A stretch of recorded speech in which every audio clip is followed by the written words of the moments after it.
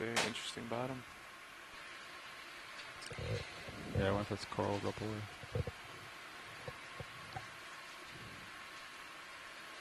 Good morning, deep sea explorers. Thank you for holding on with us today as we have a slightly later dive of the day. We are on dive 11 on Caloosahatchee Seamount in the Carnivorous Seamount area. We have just started to land on the bottom, so we're going to give the pilots a few minutes here to set up, and then we'll begin our dive. Thank you for joining us today. If it works well for you. Yeah, my set point's there. It's just kind of... Yeah, it wanders a little bit. Yeah. Copy that.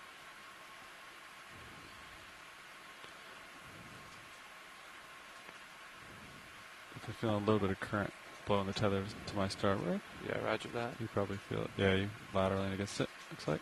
A little bit, yep. I'll probably stop the winch here. Good copy. All right, winch all stop. I think we have a bottom acquisition here. Great. Bridge, RV nav. I'll try to dial in the Z-bias Hi, here. Bridge, just so you know the vehicles have required bottom. If we could go ahead and change the center rotation to the A-frame at this time. Copy that. And if you guys are good with bailout plan, looks like we're going to be due south, so 180 today for bailout. Copy that. Thank you, Bridge.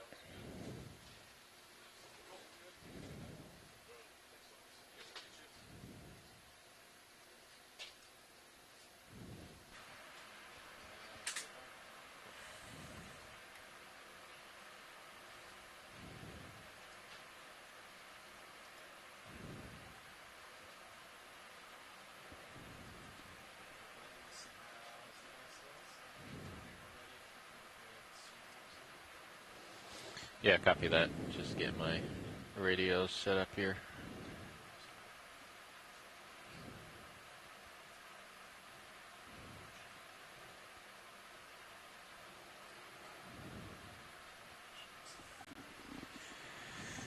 Okay, I'm going to get your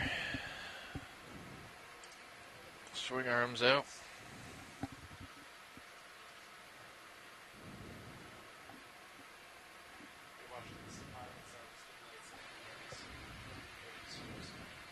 Perfect. Thanks so much, pilot.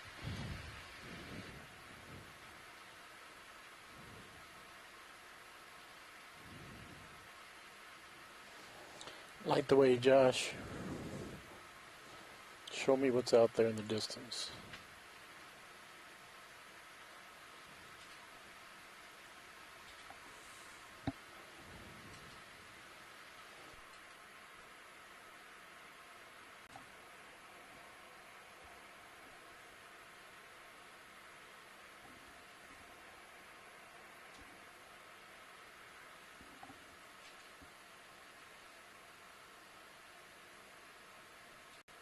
Trimming shrimp, top of screen.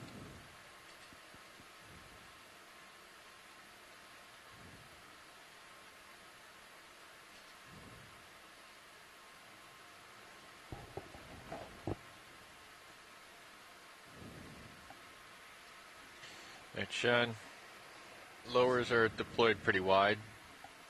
I'll adjust them if we get into any terrain.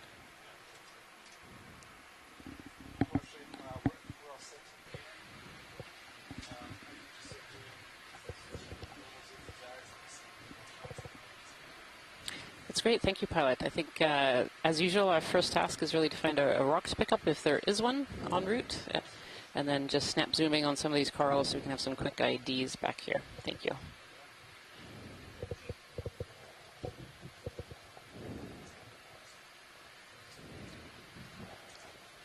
All right, pilots. I have waypoint 2 selected. So Looks good morning like it's and welcome to target Dive bearing 11 of the NOAA 300 Ocean from Exploration Sirius. Expedition North Atlantic Stepping We're going to be Stones. making Today, our the way. stepping stone I'll that zoom we're out here looking for a at second. is We'll be Caloosahatchee making our way up this Seamount little in the ridge. We Carnivorous want to stay on the Seamount southern area. side of the ridge. Today's the slightly current, delayed dive is a little topside. shallower than originally planned. So we'll make our We've way landed up here at here to waypoint 2. 1,246 After we get to meters waypoint depth. 2, My name we'll is go a Ryan little Waller. bit I'm more an associate northwest, professor of marine science from the University of Maine, and get I to am waypoint your 3 from biology waypoint 2. lead for today. And onshore Focus today, is as our biology geology and a rock lead, we sample have if we can Kira find it. Bizel. If you want to introduce yourself, Kira. Good morning. This is Kira Mizell from the USGS Pacific Coastal and Marine Science Center, here with you today to check out the geology of this shallow part of Verrill Peak on Caloosahatchee Seamount. Yeah, and this is an Okeanos. This is a bamboo coral. I can see the bands in there. Thank you. So for your awareness, I've seen a few of those dotted around the landscape. looking back at the Biologically, this vehicle. is an interesting area that we just landed in. As we landed, we actually saw Scanning. 3 REO fish as well as some others that went by. The landscape seems to be dotted in these small little bottle brush corals, so these orange ones that we just zoomed in on, known as Okeanos. Other organisms here, we have a sponge, a deep sea sponge with little crinoids all over it. Yeah. Nice.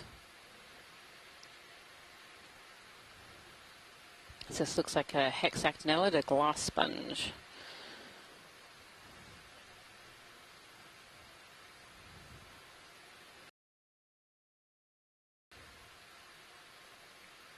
And it looks to be sitting on just a bit of coral rubble, sort of consolidated together. As we zoom out here, we can see that so far the geology is showing these really impressive sediment ripples that have a less linear and more variable texture, indicating some high flow velocities here. Some of this insight on sediments coming from Jason Chater, my co-lead geologist from shore, in the chat this morning.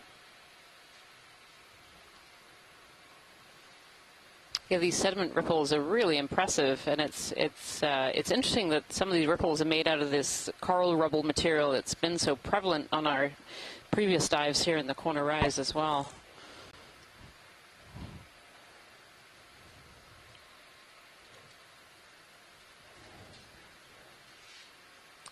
Pilot, this is yeah, watch sleep? absolutely, creating this sort of, sorry, go ahead.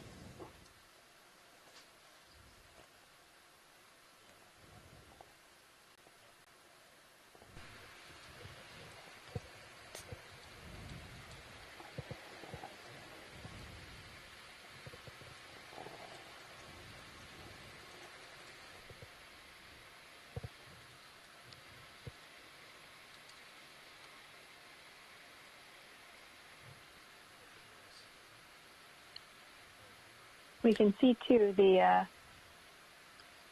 current just pulling these large, tall organisms around, definitely showing proof of the strong currents that have also formed those sediment Go to the main ripples. stalk with less movement.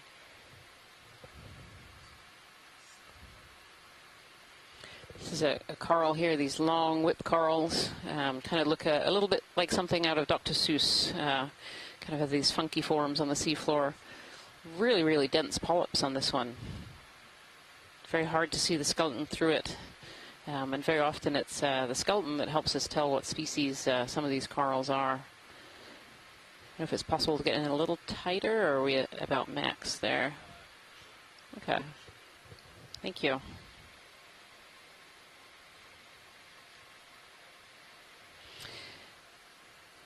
I should say today as well, through the powers of telepresence, we're actually involving a lot of scientists from around the world and helping us to ID both the biology and the geological features and morphology.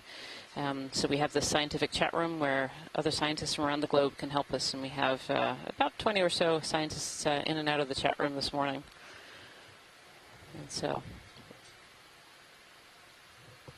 just looking at this coral a little bit closer. I'm not quite sure what this one is. Again, looking for some skeletal morphology as we go here, but actually they're so dense, really, really dense. As Steve Oskovich is saying, unbranched primnoid. It's definitely got those primnoid polyps for sure. Going to let it come back from the right. Beautiful. Thanks so much, pilot. And these long whip corals are dotted around the landscape where we've landed here today. I'll try to keep it in focus.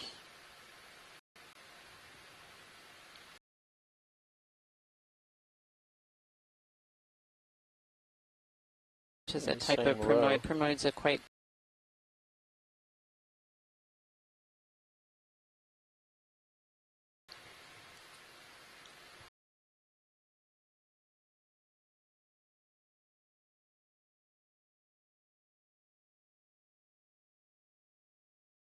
fossil coral rubble. Clear.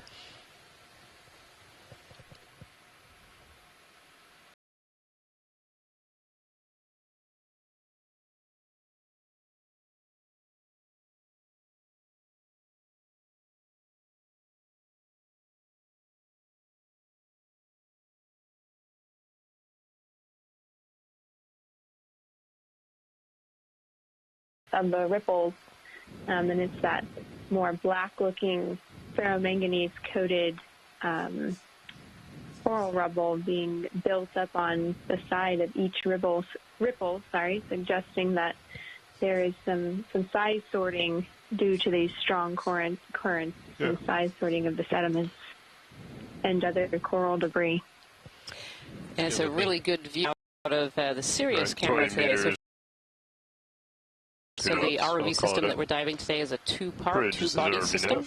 We have an upper part called the Sirius, and that is loaded with cameras, and that Sirius body takes some of the wave action out of the line so that we can operate the D2 without being hauled up and down. Speed decimal 2 knots. And so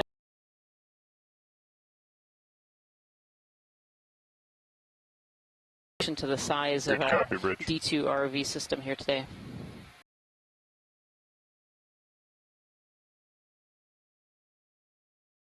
It's that move will be underway here shortly.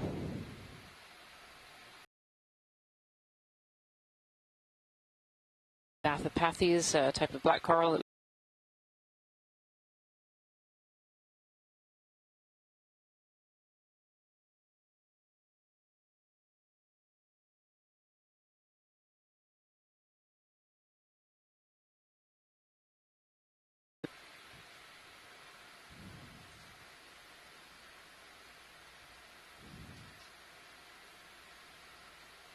Yeah, it's really impressive having these three back-to-back dives, how this landscape has remained so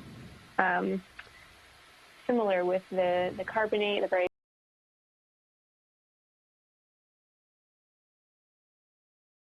or different parts of the seamounts. We've seen a different morphology today really being treated to these sediment ripples versus those vast fields we were seeing yesterday on Yakutat Seamount. And it's such a fun and different landscape, kind of looking over all of these different corals. Really quite abundant in this area. It's quite a high density, even though they're spaced out in between these ripples. Kind of as far as the eye can see, we can see colonies of different species of coral and sponges.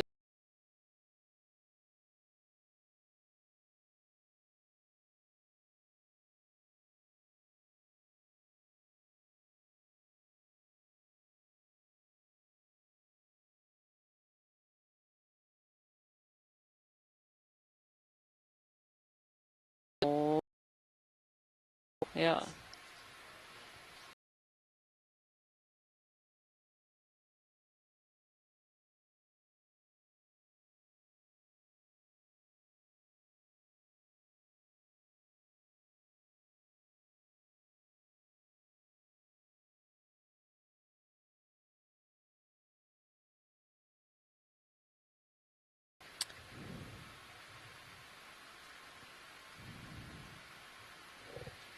And we have a couple of fish biologists on the scientific chat room here.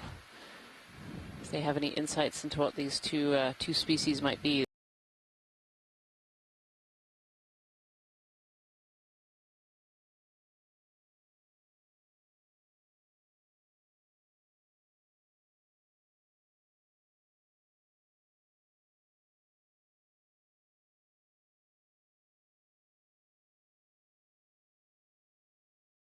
Check out the D2 system.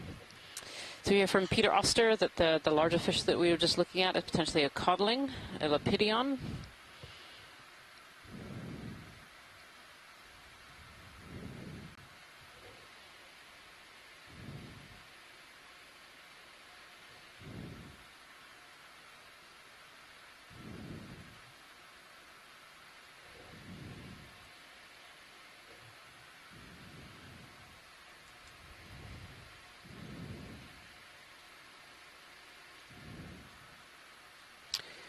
Could we snap zoom on this white coral that's just coming up? It's got two branches on the left-hand side there.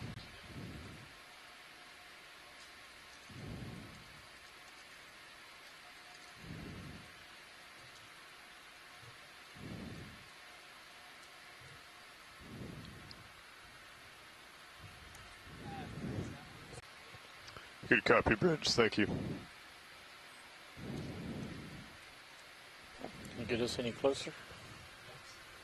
As close as you can. It looks like small polyps again. Pilots, that move is complete.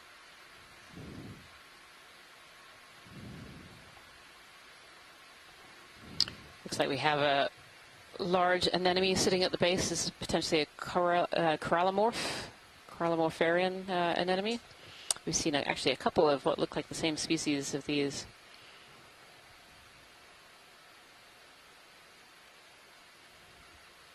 So this one looks like another primnoid of some kind.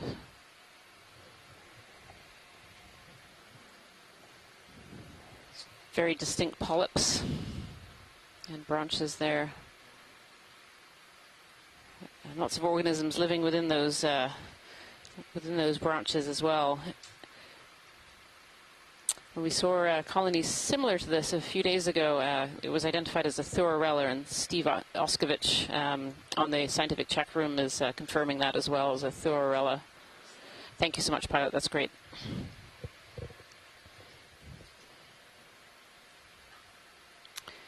So we have these orange Acanella bottlebrush corals. We have these white Thorarella, and then these long primnoid whip corals, potentially a Narella species, and some Bathopathes black coral as well. So it's quite a high diversity for having not really moved very far yet. We're still really in the landing location where we landed a few minutes ago.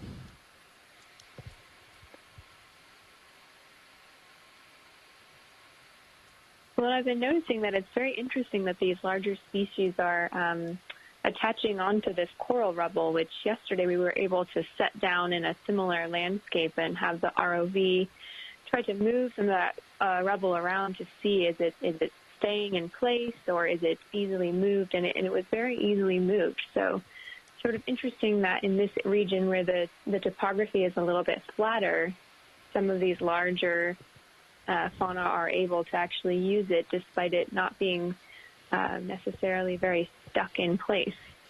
It is really interesting, and I was just maybe really effective. Yeah, I was just thinking on that too. How yesterday we had this hypothesis that the coral rubble was just too mobile for larvae to be able to settle and really grow into these larger colonies, and yet here we are with a very similar looking bottom type, just in these sediment ripples and a flatter landscape, and here we see lots of large species, suggesting that even though this seafloor is, the rubble is mobile, maybe it really isn't moving very much at all. So it definitely looks very similar. It doesn't look consolidated like we've seen in some areas, really covered over by kind of a pavement of that ferromanganese crust.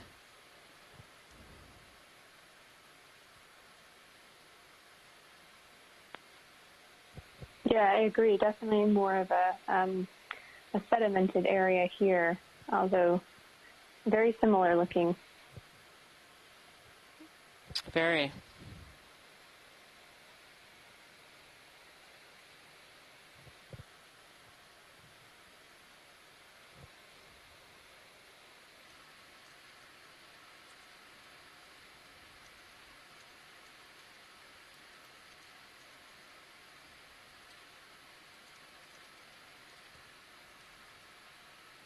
These large barrel sponges in front of us.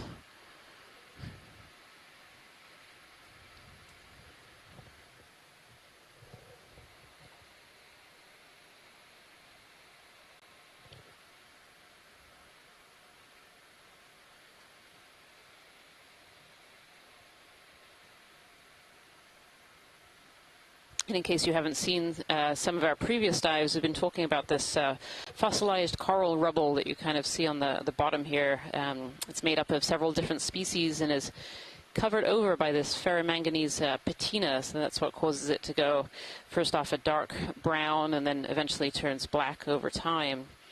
And these corals lived quite a long time ago.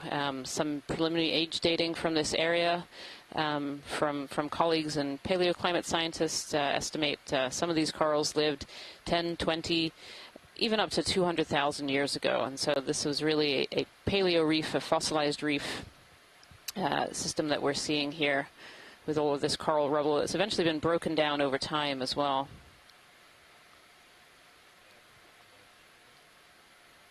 Ship move ended at 16:22, well. so about 6 minutes ago. You ready for another? 2300, speed glass decimal sponges 2. that we had a look at earlier in this down. dive as well. I'd like to put in another move if you're ready. Range 20 meters, that's 20 meters, bearing 300 degrees, that's 300, speed decimal 2 knots, please. Coral rubble also kind of giving us a clue as to how long it's been sitting there. It precipitates out of seawater onto the surface. Rich. Thank you. Lots of different materials, Right, can be rocks or biological debris like we're seeing here for the coral rubble. It precipitates about 1 millimeter per million years when the sedimentation rates are low. And so we can guess from the very thin layer forming on the coral rubble, when we zoom in, we can still see all of the structure and texture indicating those thousands of years that Rian mentioned. Could we zoom in on this anemone just to the right of the lasers, sitting right next to a bright yellow sponge? Thank you.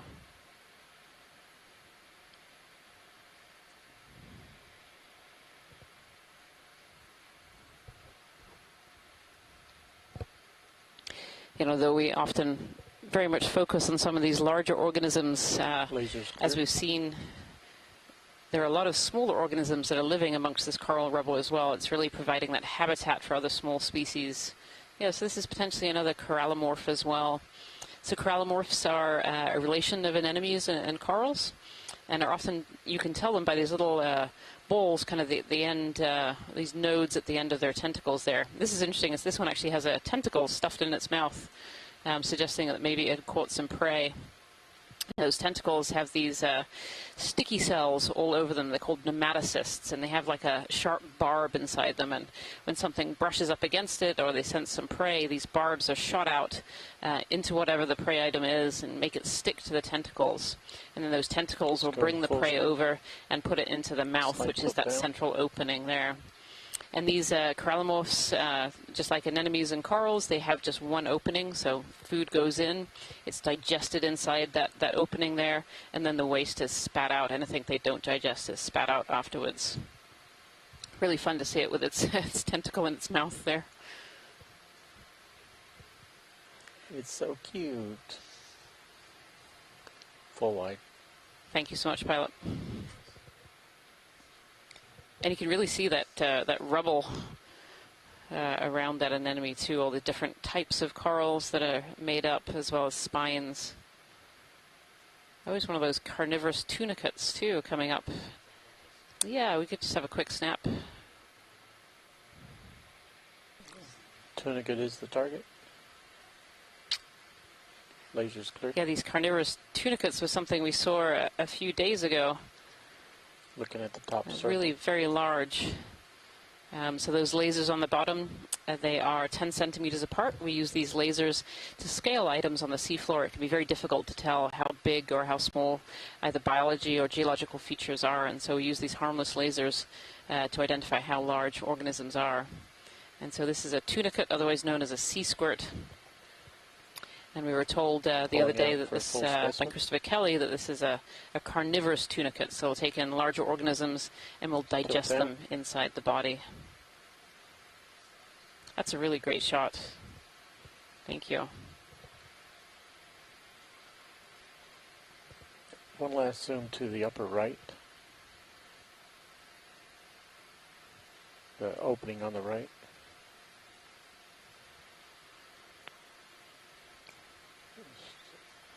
See a little bit of sediment accumulation on the top here. Yep. That's great. Pulling full wide. And Les Watling is letting us know that this carnivorous sultry tunicate has been seen in several locations, including over in the Porcupine Sea Bite, which is in the northeast Atlantic Ocean, on the other side of the Mid-Atlantic Ridge towards Ireland and England. Pilots that move. Shot of it live on the seafloor there.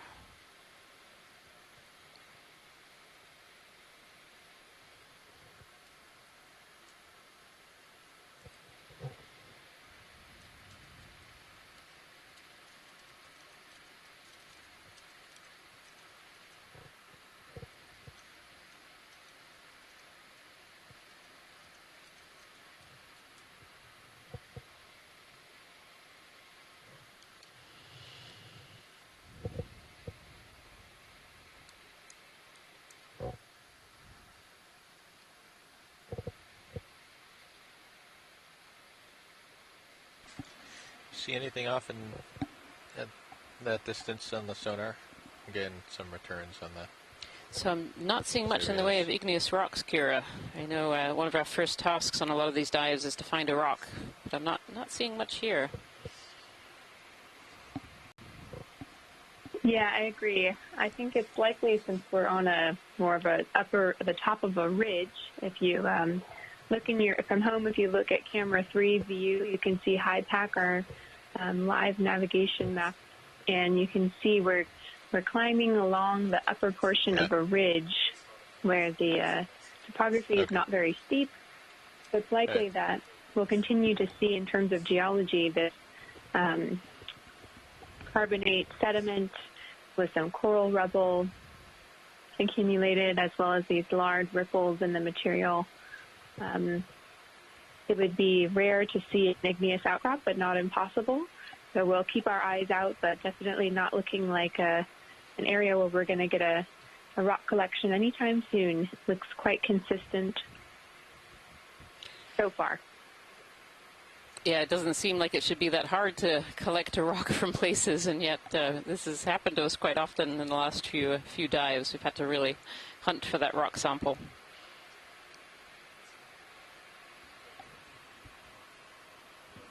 Oh, a little shark, little dog shark, I think.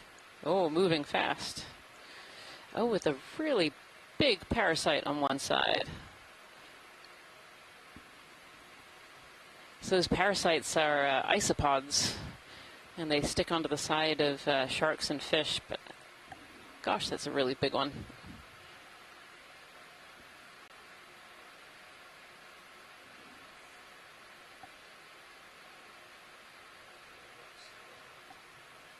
May be fast, but not as fast as us, huh? Thanks so much, pilot. Not today, anyhow.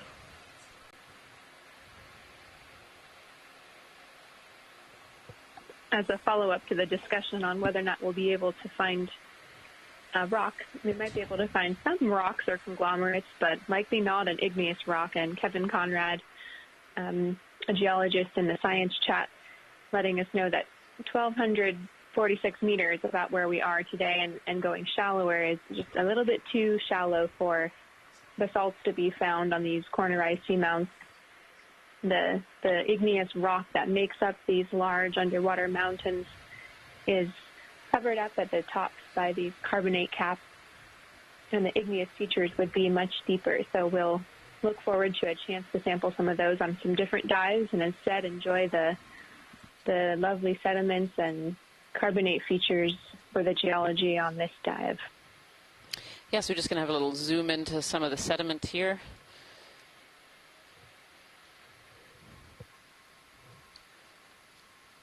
Have a look at its composition. This is something we've done on our dives, to have a look and see what's actually making up some of those sediments. And this is interesting to me because this actually looks a little different than some of the ones that we've seen before. Previous zooms on previous dives, we've seen a lot of those pteropod shells, which are really distinctly shell-like. But I'm not seeing that here. You see that little crab there on the left with the sponge?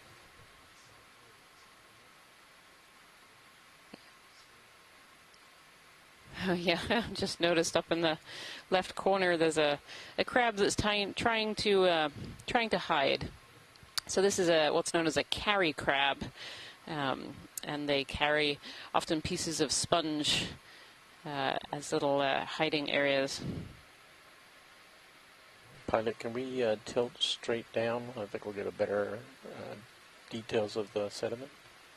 Some chat in the scientific chat room that this potentially, these white areas really look like they've been biologically turned over, so organisms that are digging into the sediments. So interesting. Yep, and Cindy Van Dova says there's shell debris surrounding the sandy patch, which is consistent with this bioturbation. So this area doesn't look quite as turned over as that area that we're just looking at, so here's a good contrast. So we can see a few of these pteropod shells in this sediment here.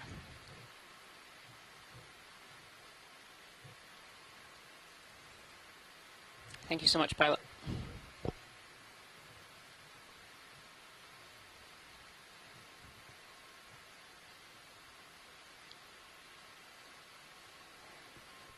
I really like those zooms on the sediments here. It's just such a, we think about sediment as being maybe finer, and that fine particles would be out here in this deep part of the ocean. So when we zoom in like that, we see those nice big grains of lots of different biogenic materials, some plankton shells and other animal debris.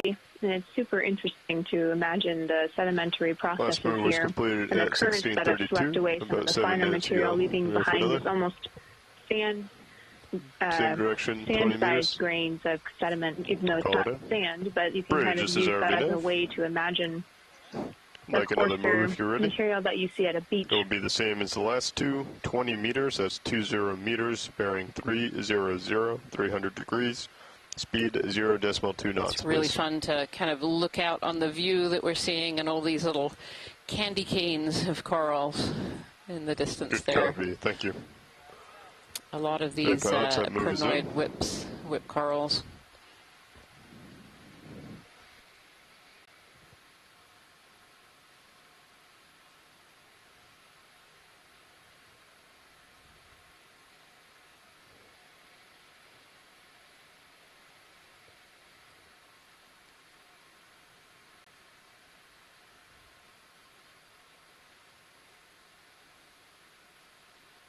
And where we usually see areas like this with a numbers of different species and relatively dense assemblages, these are often areas that we can think of as being fairly productive, so having a fair amount of food in the water column to be able to sustain all of the different species that we're looking at today.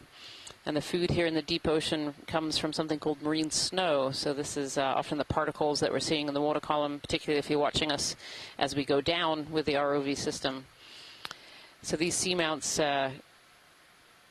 interrupt the flow of deep, cold, very nutrient-rich water from the deep and bring it up to the surface, kind of spiraling around as it hits this circular shape of these seamounts. And those extra nutrients up in the water column can cause things like plankton blooms. And so this plankton is blooming because it has all these extra nutrients. And then eventually that plankton dies and comes down to the deep ocean. And that dead plankton, as well as other material that's picked up en route, really forms the food for a lot of the organisms that we're seeing today. Look at the absolute field. Field of corals. Oh, here we are. Here's a fish. The tail This may be the codling. I don't know if it's the same one that we saw earlier, but full screen. This looks very similar to the fish that we saw earlier.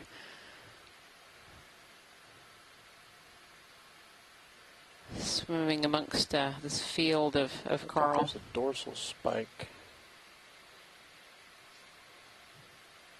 It's max zoom.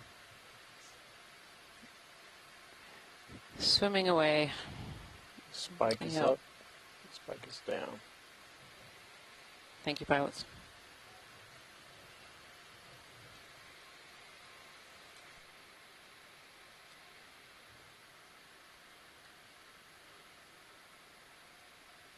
Can we zoom in on this crack that's on the seafloor here?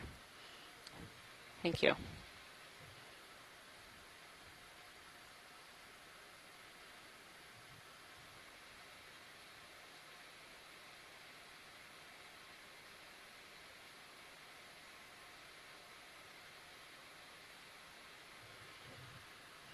So a message from Scott France in the chat room here that these whip corals might be Calyptophora clinata, so a primnoid whip coral, as they were collected from this seamount before, Caloosahatchee. And in fact, the species was described from specimens collected at 1,316 meters depth. Oh, this is interesting. So it's not actually a crack. It's more like a consolidated tube here.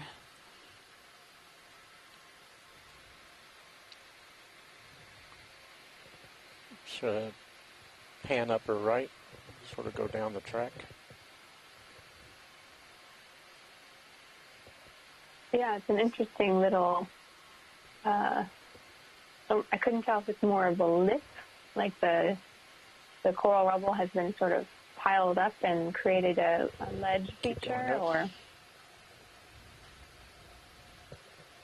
definitely something a bit different amongst the field of pretty uniform textures of carbonate sediments with coral rubble coated in this light layer of ferromanganese oxides.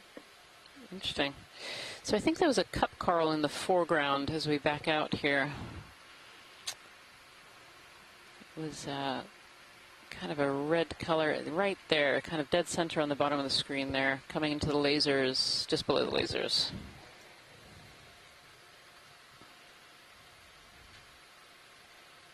So this is a little sclerotinian cup coral on the seafloor. Oh, and it's quite different septa. So these cup corals, unlike some of the corals we've been seeing so far, is actually what we call a solitary coral. So this is a single polyp where you see these big whips or the big sea fans there, colonies of coral. Thank you. Pilots, that move is complete. So pilot, this is watch lead. I think we'd like to collect this one. This is part of the connectivity study, if that's at all possible. If not, maybe we'll come across some more. The ship has stopped, right? Yeah, the ship just stopped. Yeah, I think we'll be okay. Okay. Yeah, I think we'll be all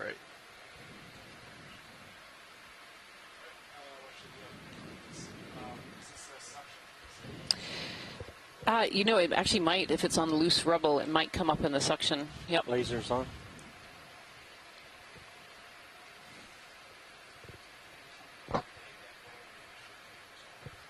Copy that. Will do.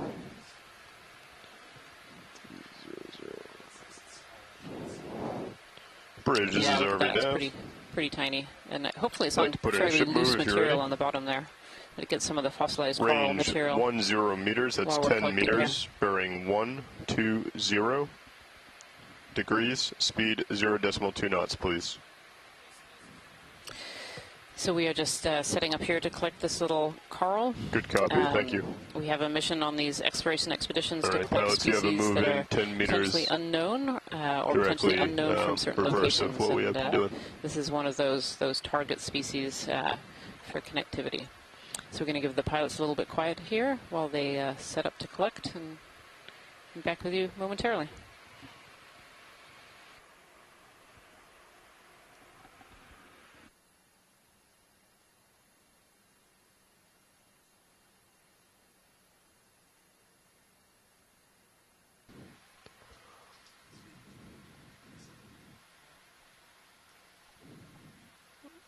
Also, as a reminder, jar 1 does not have a filter, 2 through 4 have coarse filters, and then number 5 has a fine filter. They're all free at the moment. No, this can be quite a thick filter. That's fine. Yep.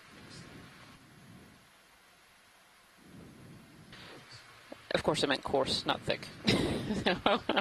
Thank you. And I got you on jar 2.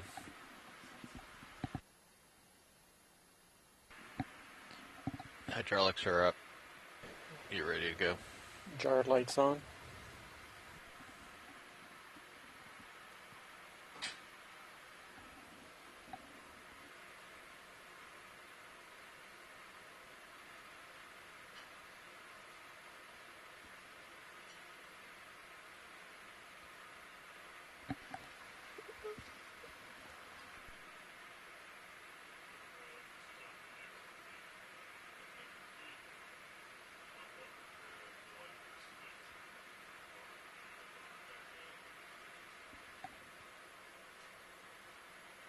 We can't hear you.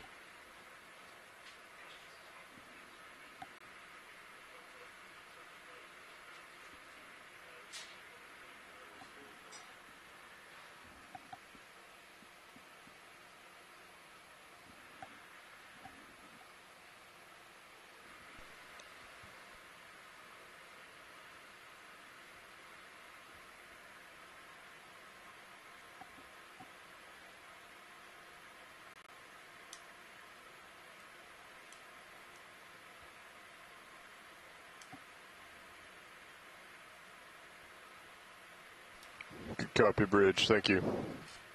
Pilots, that move is complete. That was 10 meters reverse.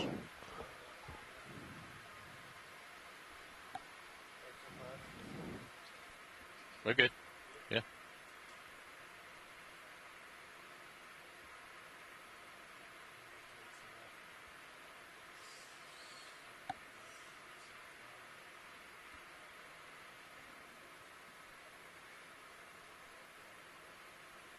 Need to exit from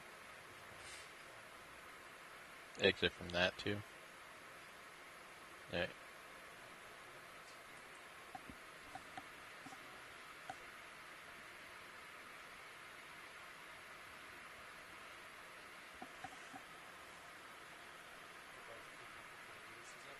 Yeah, go for it.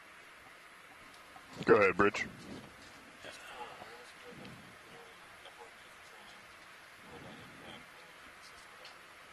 Good copy, thank you. Pilots, did you copy that? Yep. All right.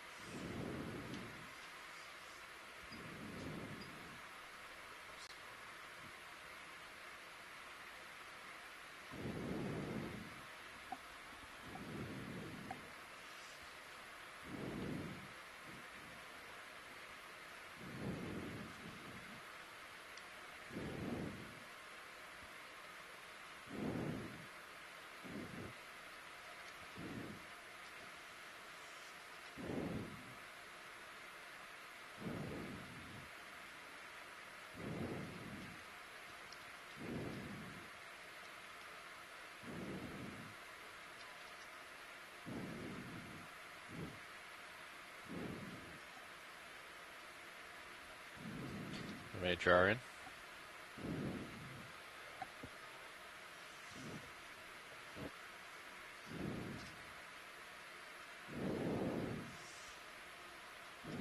Alright, I'm ready on your suction when you want it.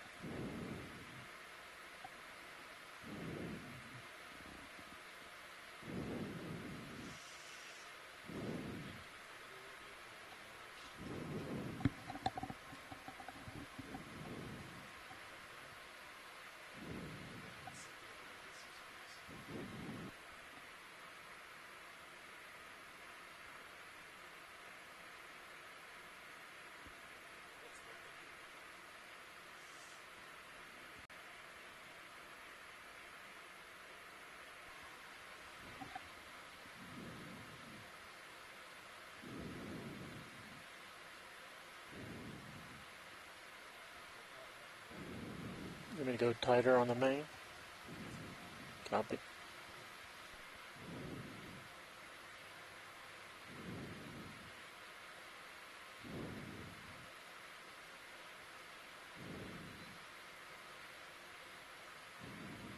It might be a lift and scoop. Looks pretty big.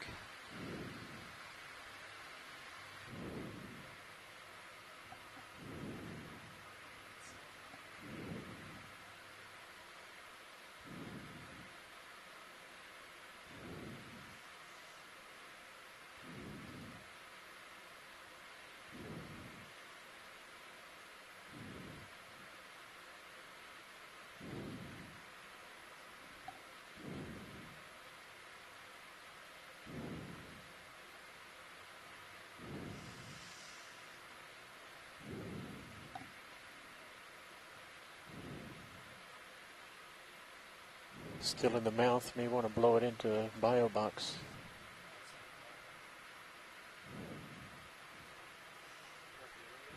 I went pretty high.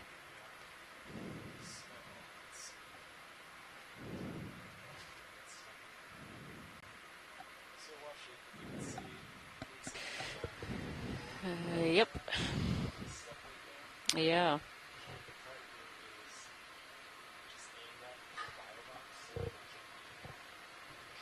I think that would be a great idea. See if it will come out.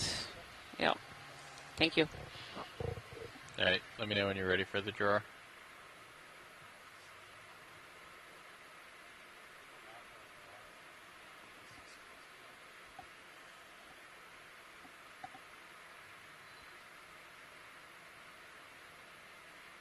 I don't know if you want to go out much farther. Yep. Drawer coming out.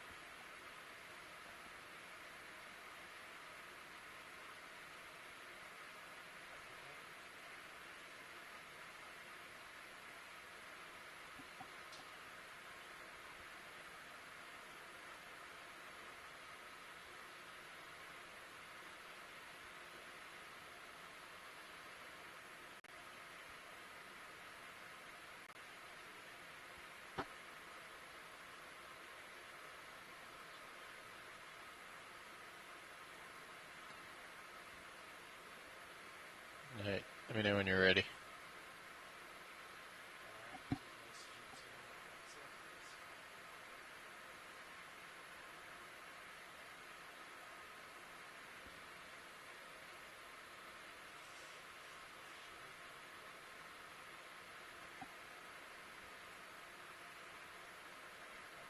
There it goes. Well done. Thank you, pilot.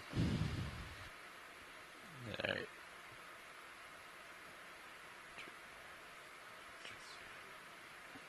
Ready for drawer? Or no, you're going to stow it. Yeah.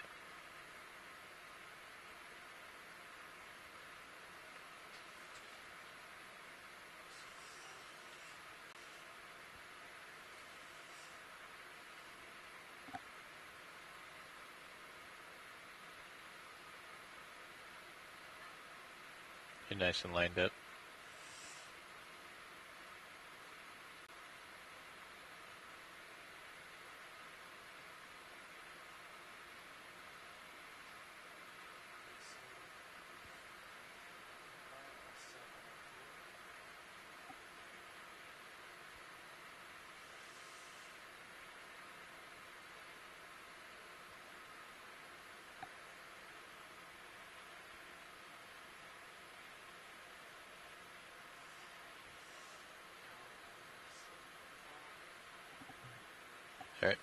Securing hydraulics.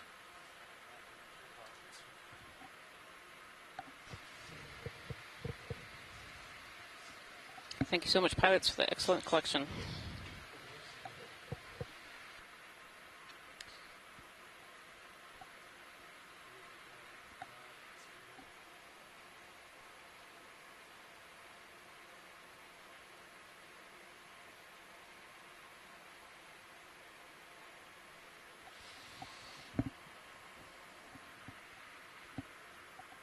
An interesting follow-up from Jason Chater in the chat about this little ridge-looking feature that we saw in the sediment. Sometimes those can also form when a fracture has been filled with sediments, and then it gets cemented over time and becomes a little bit less resistant to the current erosion that we can see happening in this region. So it can get a little mini ridge forming sometimes from those kinds of processes.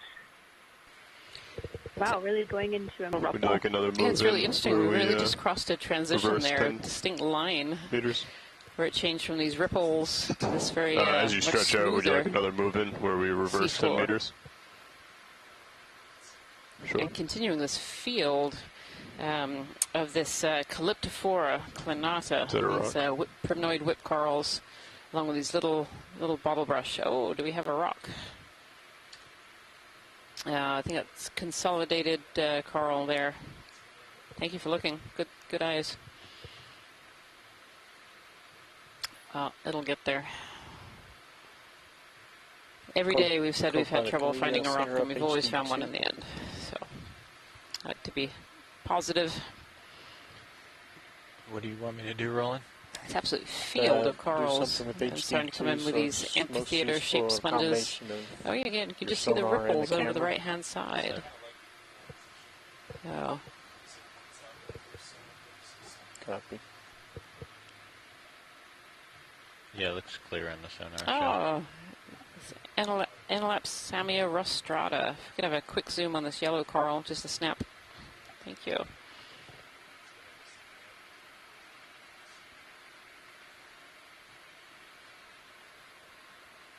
Get as close as you can without stirring up the sediment. Actually, is the current stable right now? That shrimp swimming slow. Yes, this is an Enelapsamia rostrata. We've actually seen this coral over the last couple of dives. And this is a hard coral, so this is a colonal coral, so it has lots of polyps all within its frame.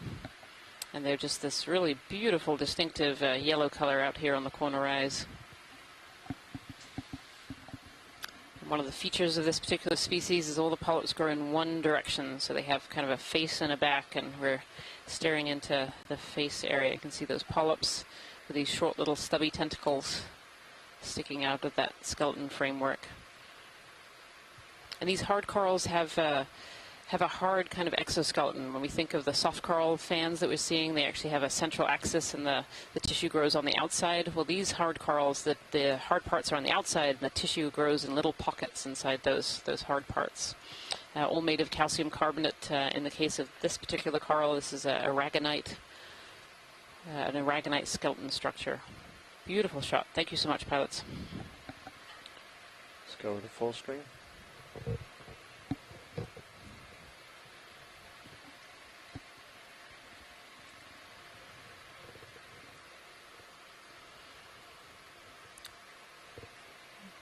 Two of those Calyptophora sea whips right next to it. One little short one and one slightly longer, but not as big as many that we've seen so far. Fish. Can we see the small piece on the ground?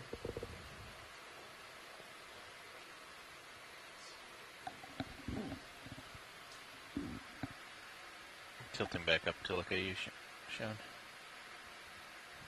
A live piece actually laying on the ground there, knocked off by other larger organism potentially that came by. And you can actually see it's still alive, so the polyps are settling there. So most of these deep-sea corals reproduce by producing a larvae. Most corals in the deep ocean actually have both males and female colonies. There are a few hermaphrodites, but males and females are far more common. But they can also reproduce by something called asexual means, and that can be pieces of the original colony falling off, transporting to another location, then being able to grow if they happen to land in a suitable location. Or they can actually bud off and actually become pelagic larvae as well, traveling and then settling elsewhere, but asexually formed, so genetically identical to the parent colony. So interesting to see that little live piece laying there very close to that parent colony.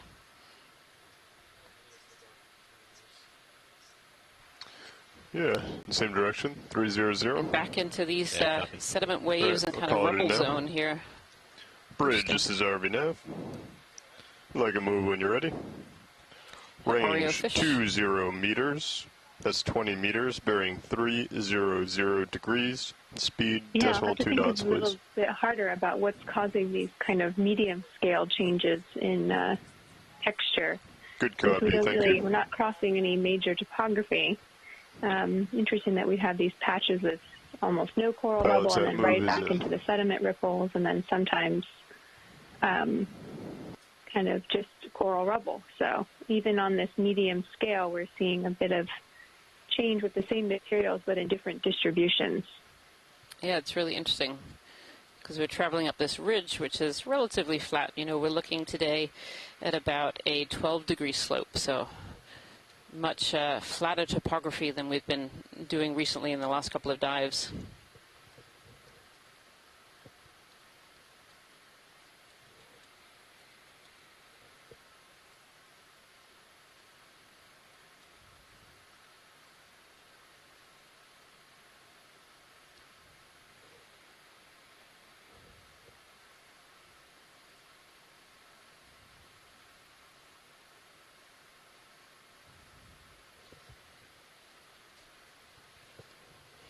These little patches of white sediment Cindy Van Dover had noted earlier look like bioturbation. So this is where organisms are digging into the sediments, and this can be from a variety of different organisms. It can be worms or amphipods, little crustaceans, all kinds of animals here in the deep ocean actually burrow in the sediments, and this just looks like an area where it's turned over.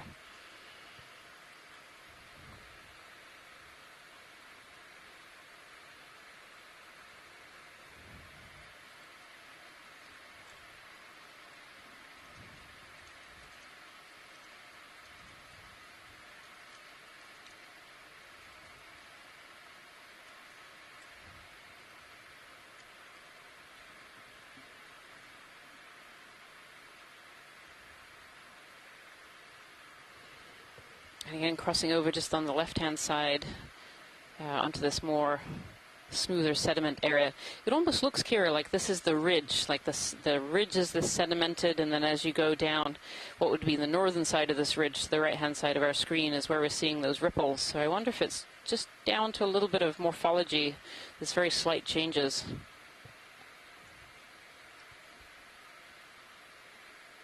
Yeah, excellent observation, Rian. Doing a combination of looking at the map of where we are and the video of the seafloor. That's part of our job as the science leads too.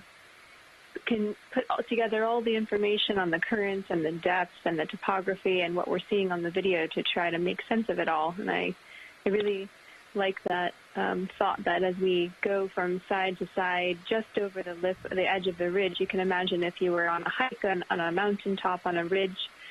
At the very tippy top of the ridge, you'd be on more solid or homogeneous textures, and then just off the side, you might see accumulations of debris, which it looks like is what we're seeing here. And then the strong currents going over this, causing these really excellent large-scale sediment ripples, where the sediments and the rubble are sort of separating from each other based on size, and so we get these big ripple features with the more coarse, larger grained rubble being accumulated on the lee side, so whichever side that opposite the direction of the current. And then the smaller particles of biogenic sediment being left behind that, so sort of a size sorting happening over time.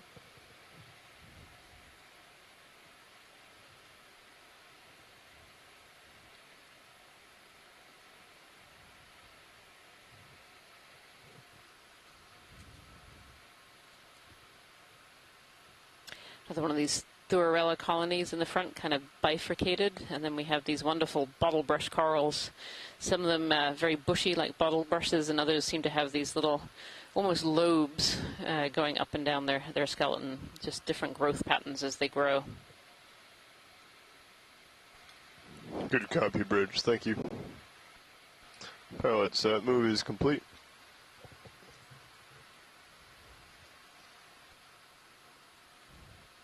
I'm really just blown away by these fields of these Calyptophora, these primnoid whip corals. And as Les Watling was noting earlier, that these have been found on this Caloosahatchee Seamount before. There's been a couple of dives in the seamount, but in very different areas than we're exploring today.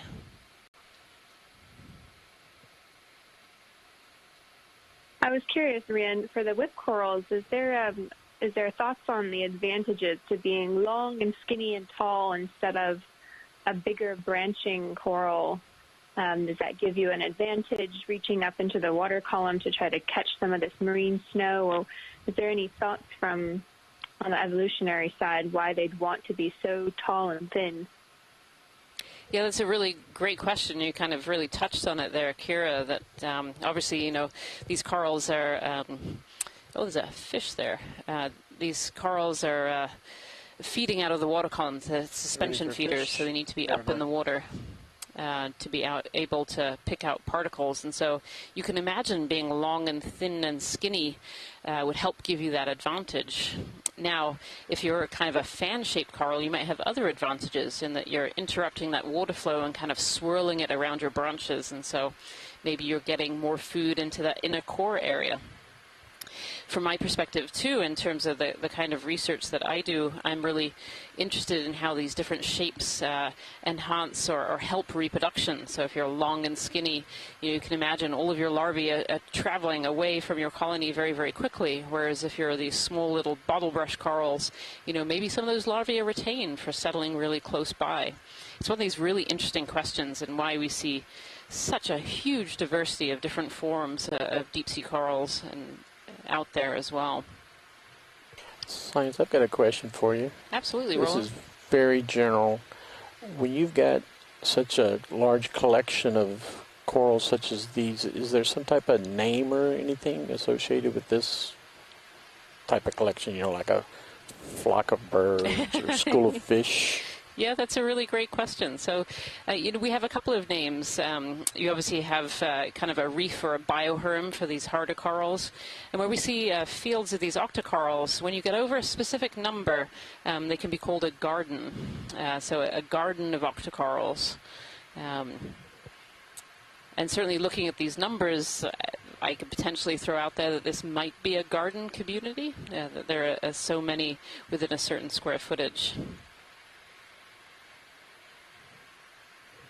Thanks. That's cool. Yeah, it's a really, really great question. Crinoid on a sponge. So Tina Moltsover is kind of adding to Kira's question earlier here, saying these whip corals, these long, thin, almost candy cane-shaped corals that we're seeing in front of us, they show better regeneration. So for some reason, we often see whips at the top of guyots. She also agrees with the garden analogy for this this level of density that we're seeing here, that this could indeed be one of these octocoral gardens. A snap real quick video.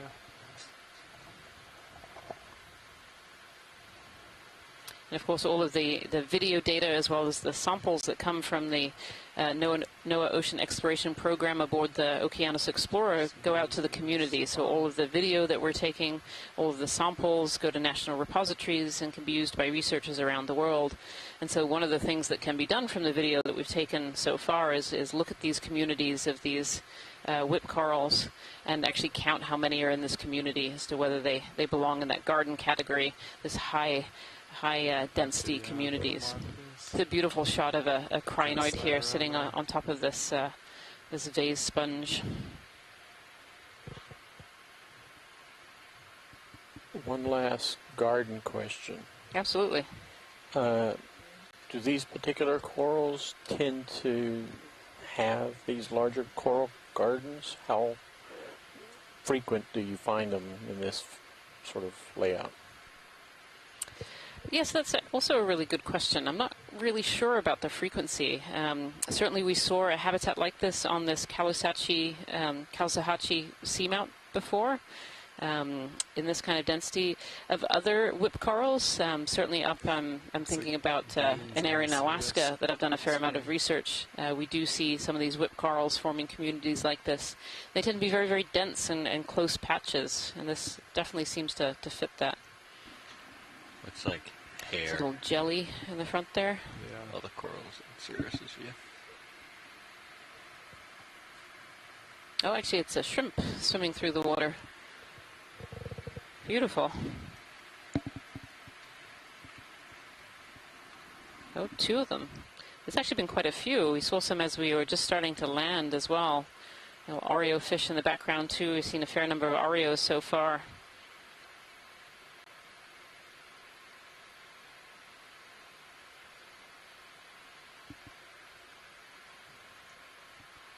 That last move was completed about 6 minutes ago. How would you feel about another 20 meters? Yeah, let me center up. There's a bit of a drop-off? The edge. Yeah, I think it's the edge of the... Yeah, you guys are coming up a ridge right now. Yeah. So... we look at... 300... yeah. Yeah, certainly looking up slope here, this garden community. I think I'm going to continue calling it a garden of these whip corals. Is definitely continuing off into the distance here as we move up this eastern ridge. If you are just joining us today, this is dive number 11 of the NOAA Ocean Exploration Expedition North Atlantic Stepping Stones. My name is Rian Waller. I am the biology science lead, along with Kira Mitzel, who is on the telephone line as the geology lead for this expedition.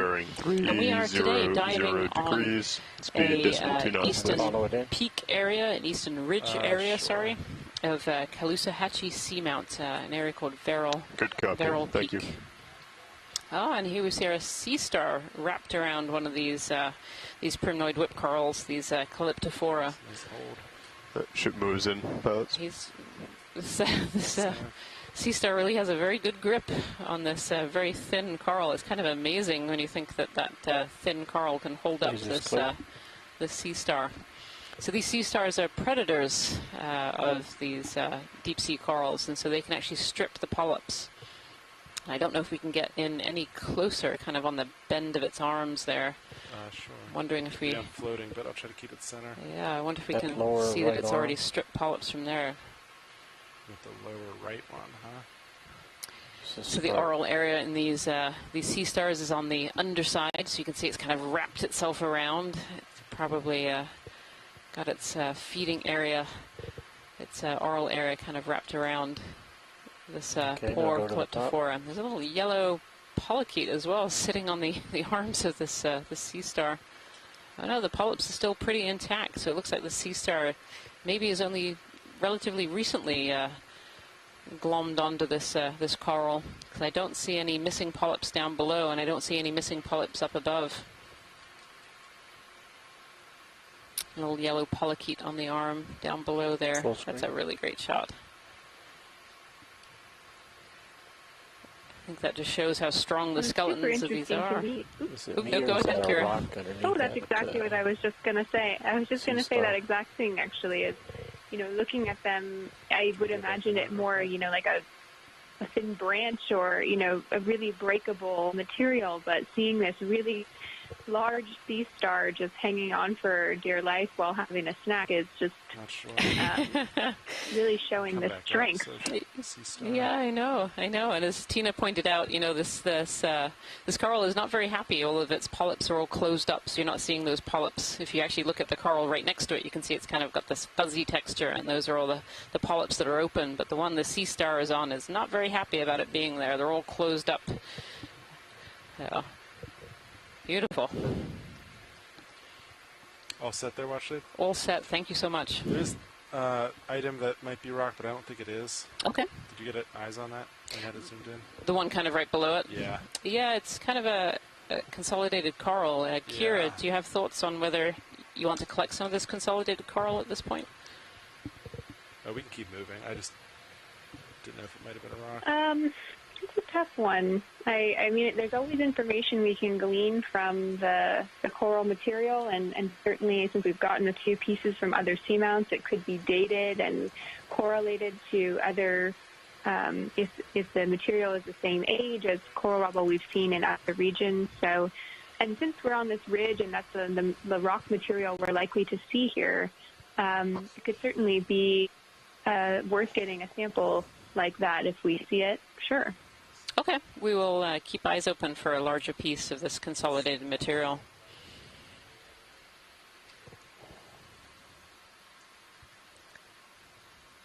Some Bathypathes black coral right ahead of us inside this field. It is interesting that this garden of these whip corals, that there are other species also interspersed in here.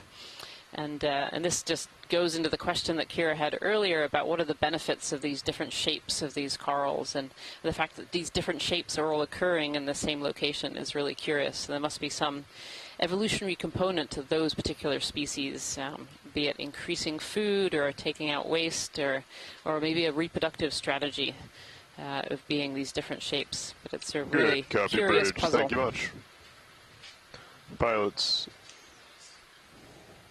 I was thinking too that since the strength of it just reminded me too, the current here must be really strong going over this little ridge feature, and so since they're more resilient to regeneration, as was mentioned in the science chat, maybe they're just more resistant to the really strong currents that are flowing through here.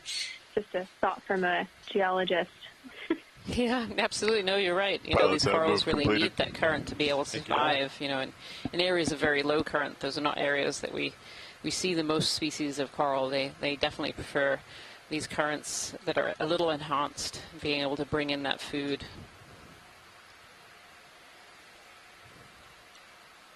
Beautiful.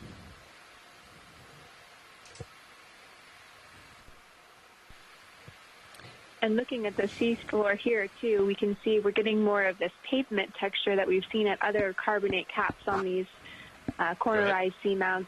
You can see it forming more of a rock, whereas in the slopes, when we get over the edges of this ridge feature, we see more coarse sediment accumulation and coral rubble. Here on the very top of the ridge, we can see how it's been cemented over time into a true, more of a carbonate rock, where we see some smoothing from the current activity over the top of the ridge, as well as some erosional features causing these cracks and little disturbances to that pavement, but overall a bit different from when we go over the sides of the ridge. Yeah, here's an example, thanks for the zoom, on a little erosional feature where the pavement has been broken, and you can see the coarse-grained sediments inside. Yeah, this is really interesting. I actually thought this was a rock, a dark rock on the seafloor, and it's not. It's actually a hole. So, depth perception. Yeah, absolutely. Fun to get a zoom. And you can see that it still looks like it, the carbonate rock still has a lot of topography to it. But it's been smoothed over by these currents forming this pavement. Yeah, really interesting. These yellow sponges, yesterday Christopher Keller was telling us were a type of Hertwiggia sponge. We saw a few of those on our transit yesterday on an area of Yakutat Seamount.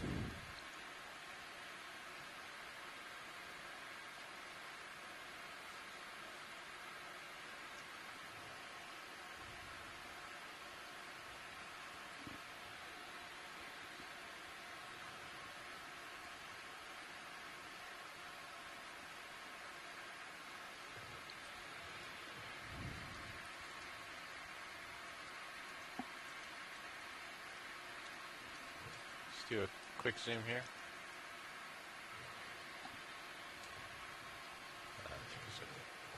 Looks like a branch with a cup coral actually sitting on the back of it. There's a few of these little cup corals here, and we've taken a representative sample to have a look and see what species that might be.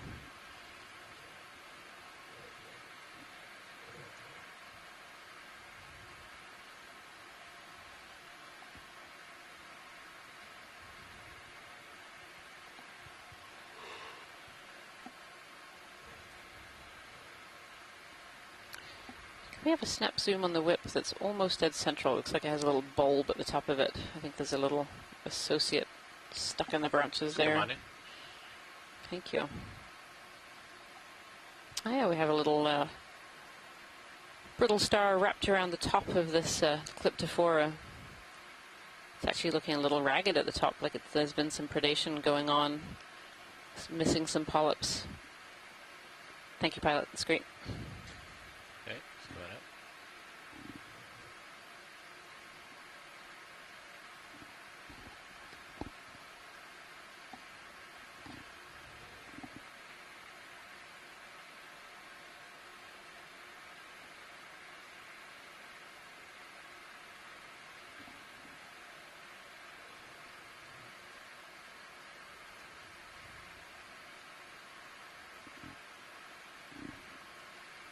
Okay, we're definitely into a very different texture of the seafloor here.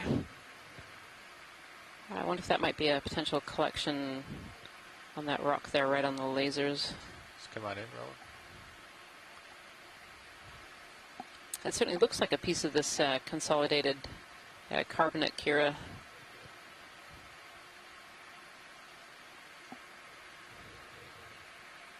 Yeah, it does. And it's got a lot of interesting biology on it. It definitely looks like a consolidated piece of coral rubble. Okay, copy. Let's come on. Yeah, we could collect it. Do you want this in a bio box for the associates or a rock box? Let's put this one in a rock box. Copy. Thank you.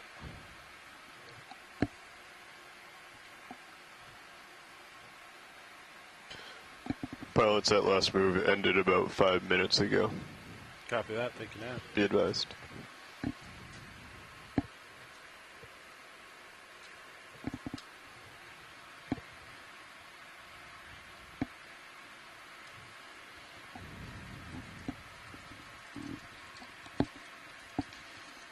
Probably put this in the starboard one. Sounds good. I'll follow you out center.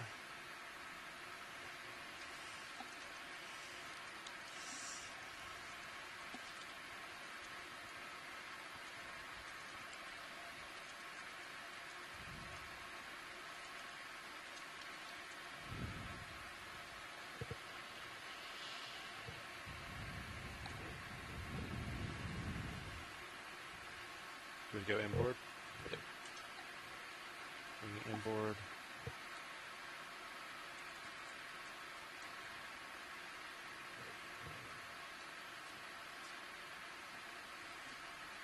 Outboard.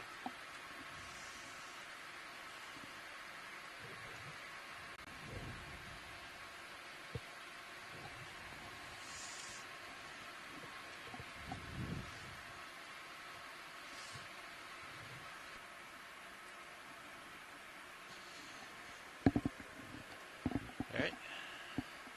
Hydraulics are off. You get the point down. Yeah, we're good to go. Okay. All set, watch sleep? All set. Thank you very much. It was a great collection.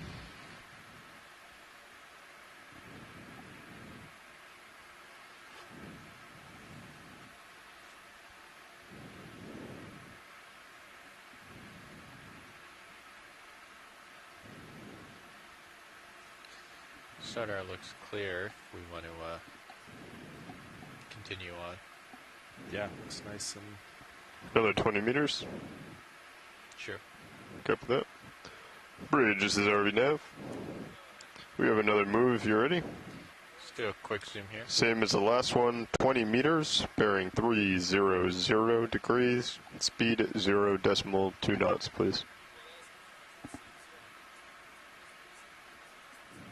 Good copy. Thank you, Bridge. An enemy here sitting on the seafloor. Big, long red tentacles with one of these small little coral colonies sitting next to it. So anemones and corals are both cnidarians. Pilots, that move's underway. So they're both Copy now. somewhat closely related. Coming out. The polyps of these corals actually resemble a little bit the anemone with the big long tentacles.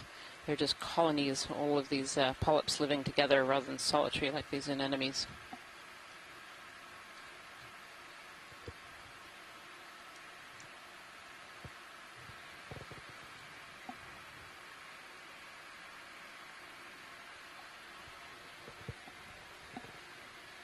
It's a very black looking rock, bottom right. Seems out of place.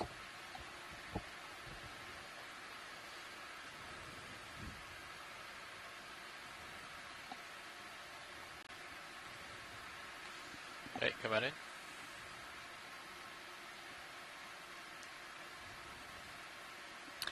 Oh, that's interesting. I wonder if that is a dropstone, Kira. Are you having a look at this particular rock here?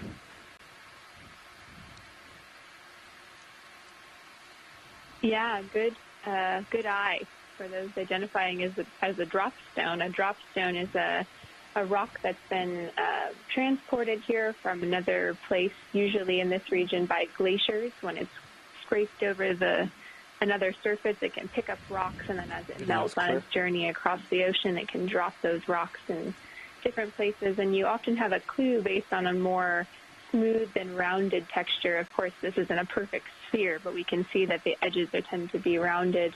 And you can also tell when it doesn't look like the rest of the rocks or the geologic material in the view. So yes, this one is dark black with a nice manganese patina or possibly a crust on it, likely dropped here from somewhere else. But definitely a neat rock and offering some fun housing or a good place to live for a few different biology. Yeah. Yes, it's really interesting, Kira. Just as we were zoomed in there, I noticed it had one of these Carnivorous Tunicates that was suggested that we collect earlier. So this tunicate is unknown. It's been found in the northeast Atlantic before in the porcupine sea bite. And so this is a worthy collection. So I think we can get a 2-for-1. We'll put this in the bio box and we'll collect both a dropstone and this new, potentially undescribed Carnivorous Tunicate.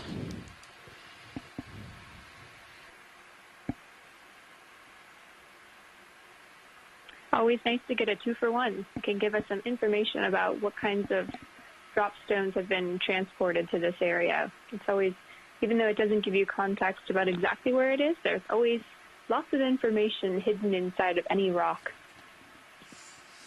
Hydraulics are up. Let me know when you're ready for a drawer. I'll center. What is this for you? Holding there. Kira, can you tell us something about, Roland, can you unlatch me?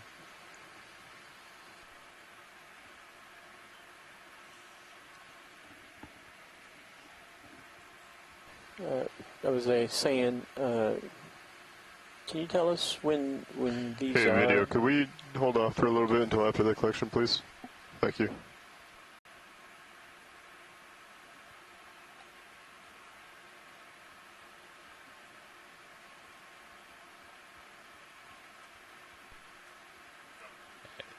Ready for box? Stand there.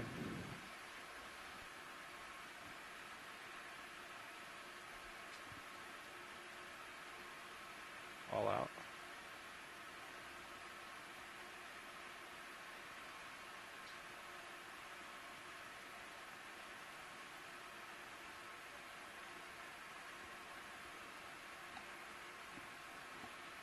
Tracting. Nice job.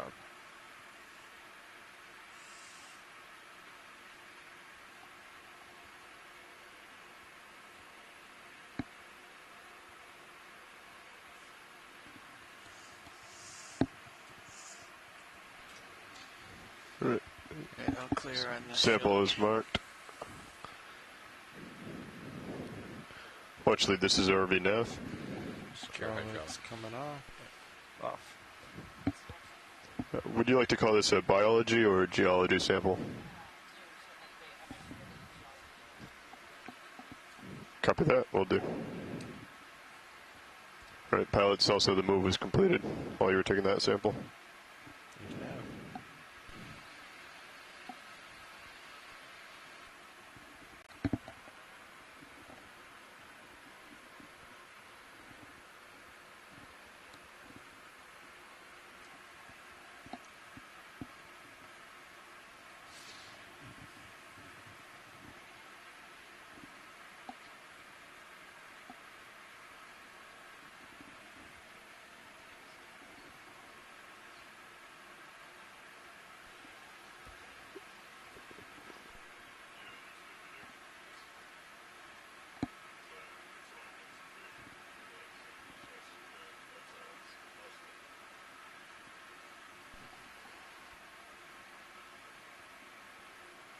Coming on the Sea Star.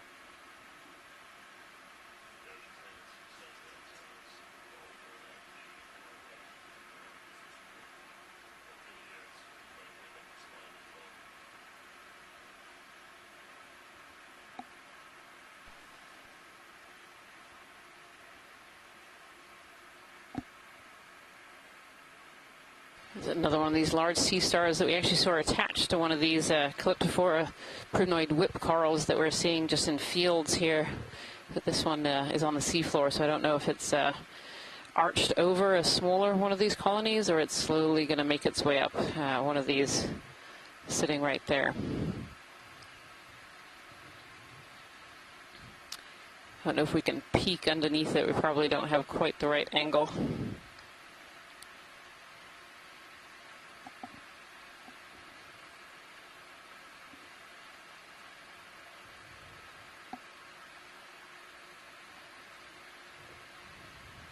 No, yeah. Smack soon.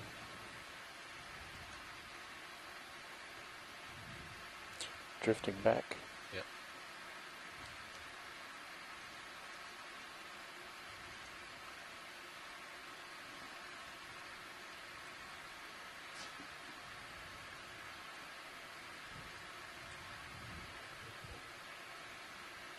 So Christopher Ma, oh yeah, look, there it is. I was just looking down, logging the sample. You can just see the branch of that coral right underneath these sea stars. And as we were saying earlier, these sea stars are predators of these deep sea corals. And Chris Ma here says that this is a Thanaster, a goniasterid, possibly a Thanaster, but much deeper and a little bit different. Yeah, it's coming out. Thank you.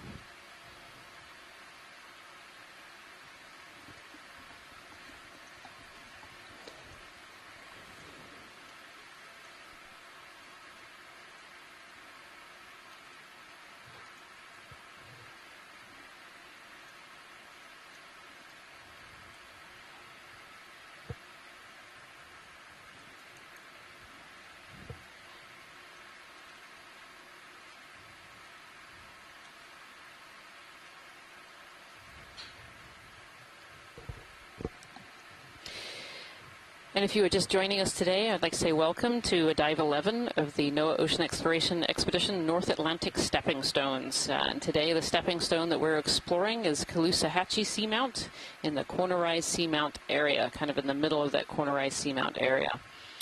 Today we're exploring a eastern running ridge, 258 meters, and currently at 1,228 meters.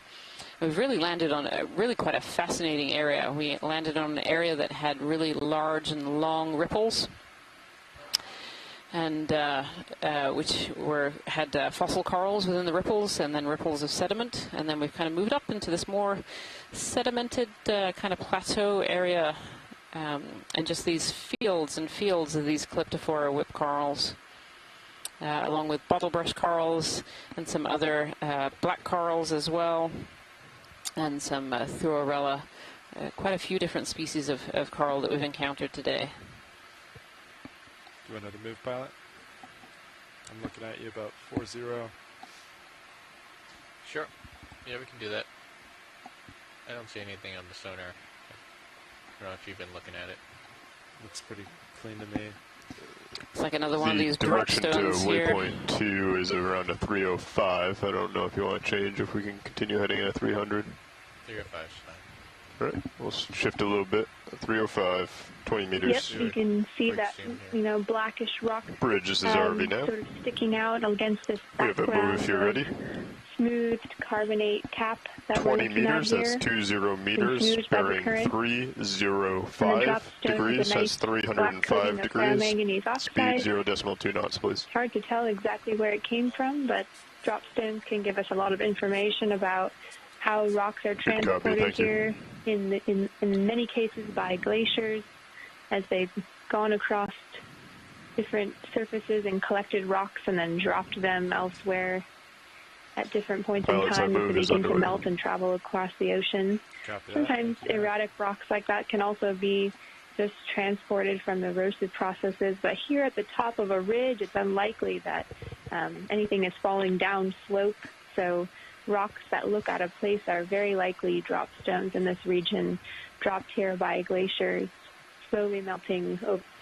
What kind of time frame are we talking about, these glaciers moving over this area? Like, is that something that happens today, or is that something that really happened back in history?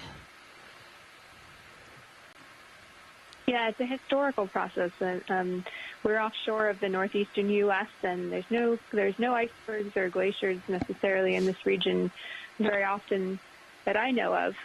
So this is about the deep history of the oceans and the ice age cycles, where we've had different parts of past ocean history and Earth history where there's been a lot more glacial activity and glacial cover. So most of these drop stones would have been left in this region by icebergs many, many years ago, millions of years ago, in most cases. Camera's up at 353. Really interesting.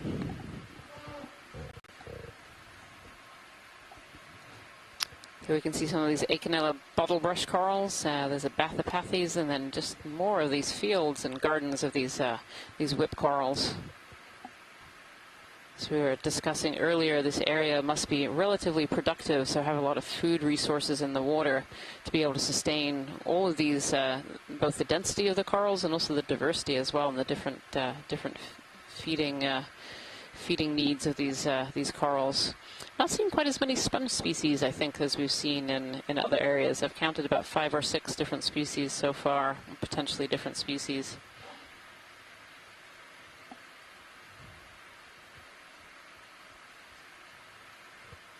Again, these... Yeah, it's super interesting, and I do have to correct... Oops, sorry. No, go ahead. Go ahead. Oh, I was just going to say, I did want to correct myself. I'm usually thinking about marine minerals that are precipitating on the time scales of millions of years, but for drop stones and ice ages, we've had, I said millions of years ago, but we've had ice glacial periods and also known as ice ages within the last tens or hundreds of thousands of years. So still a very long historical time period to imagine for us humans living here on Earth, but not as old as some of the other seamount features that we will find on these dives. It's still quite a long time ago.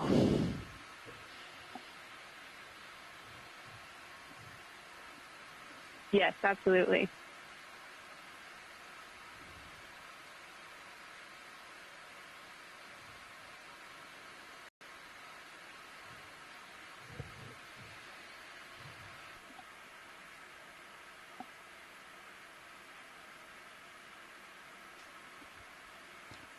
Get the fish.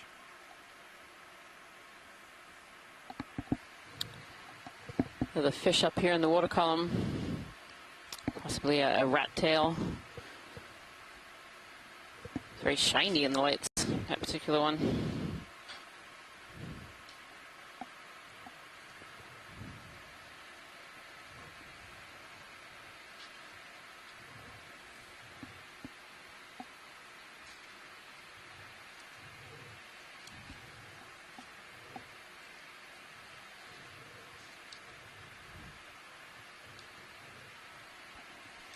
Go ahead, Bridge. That's really nice visuals. Good copy. Small boat ops complete and move complete. Thank you. See that long, thin, skinny tail that we so often see in many of the deep sea species.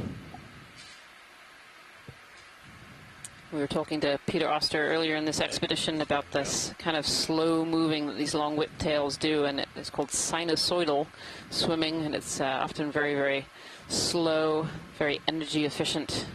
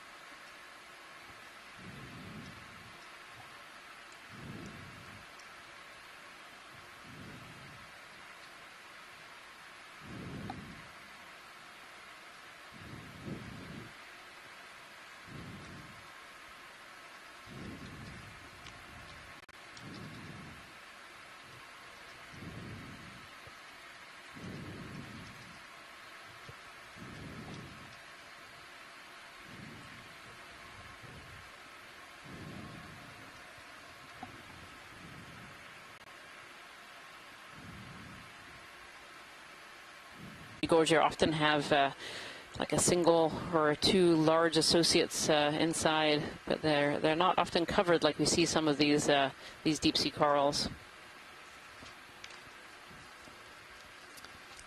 I wonder if this might be the Iridogorgia fontinalis, which is a smaller, more tight-whorled species that is actually quite rare. It looks very similar to the one that we were seeing yesterday. Oh, you can just see that shrimp's eye through the branches there. Beautiful.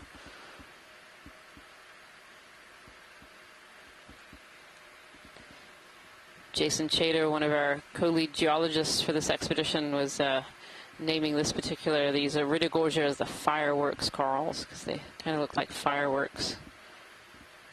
And they actually don't have a common name, as we learned. But they have this beautiful spiral-like skeleton that when the tissue is off of it, when they've died, they have kind of an iridescence, which gives them the name Iridogorgia. Just beautiful. Yeah, Scott France, this could be either the fontinalis or maybe a splendens. There's a few different species of these Iridogorgia in this region. Beautiful. Thank you so much, pilots.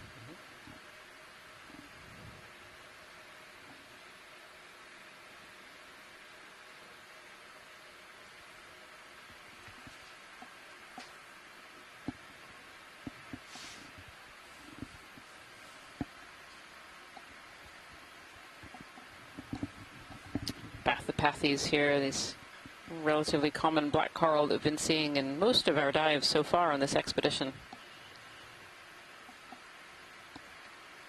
Interesting kind of crack in the seafloor here, creating this little local mini high. Oh, there's a black coral in the middle. Could we zoom in? Very, very dark red.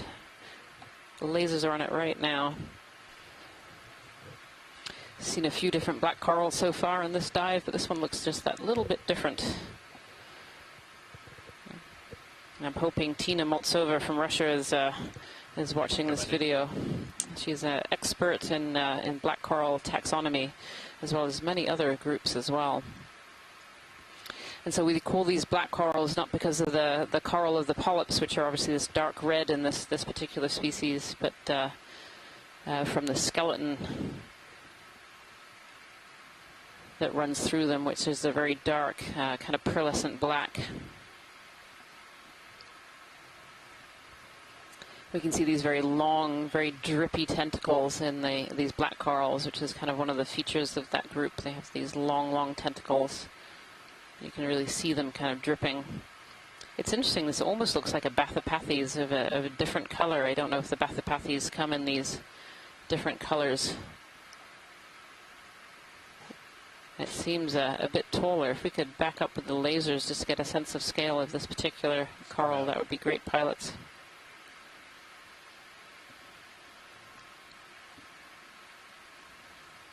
So those laser scales are 10 centimeters apart. They help us to tell the sizes of corals on the seafloor.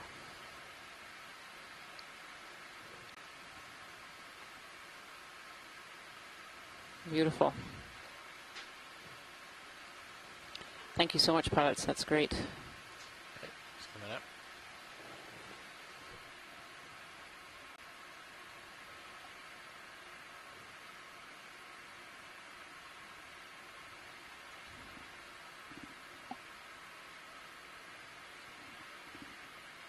Hey, Tina Moltsova is just confirming that the Bathopathes do actually come in different colors, and so maybe this was potentially a different species of Bathopathes. We've been seeing this bright orange form of it throughout most of our dives, and that's honestly the first really dark red one that I've seen on this expedition.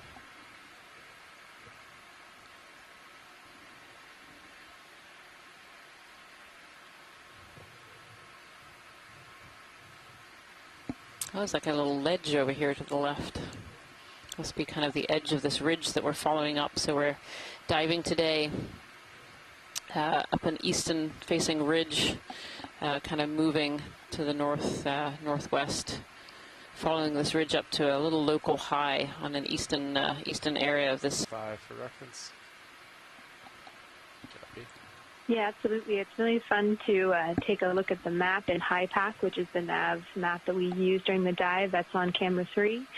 It's really fun when you can see on the camera what reflects what we're seeing in that map as we go towards the edge of this little bridge feature. Bridge, this is You can see where we're looking over at that really where the bathymetric lines are closer together. That indicates a steeper slope. Bearing So as the little ROV shape that you see, there's the ship shape in gray, and then the small ROV shape in white. You can almost see us looking over that steeper area where the bathymetric lines are closer together. That's the steep slope off to the south. And then the ridge feature, of course, is more aligned with where the ship is, and then we're climbing towards the top, which is why we're typically seeing more flat areas where those lines are further apart. So if you have wanted to practice your map reading, it's really nice when what we see on the map is really clearly reflected in what we're seeing on the seafloor. It's a nice big rock, huh? Is that a rock or is that more dead coral?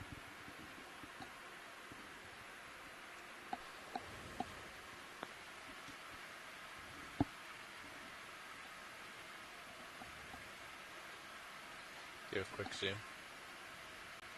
And as we steer away from that steeper slope and back towards the main path of the ridge, we can see this consolidated carbonate material below, and here's a chunk of rock sitting on top of the pavement. It's a bit blacker, indicating that the ferromanganese crust is a bit thicker, which means it's been here for quite a while, but likely dropped here from another location from glacial activities, likely during the last glacial period, and providing excellent habitat as a little high up out of the pavement below for the filter feeders and other things to sit on. Yeah, on that drop zone too, we saw a fair amount of life. Some of these sea squirts, these tunicates, a Henricea sea star, and a few other species of brittle stars and crinoids as well. There's another Oreo fish. Hard to know if these Oreos are following us or whether we're seeing new ones on this platform. They've been quite abundant in the last couple of dives in this kind of depth range. And definitely starting to see a few more sponges, at least with this species of sponge that forms these kind of little amphitheaters here.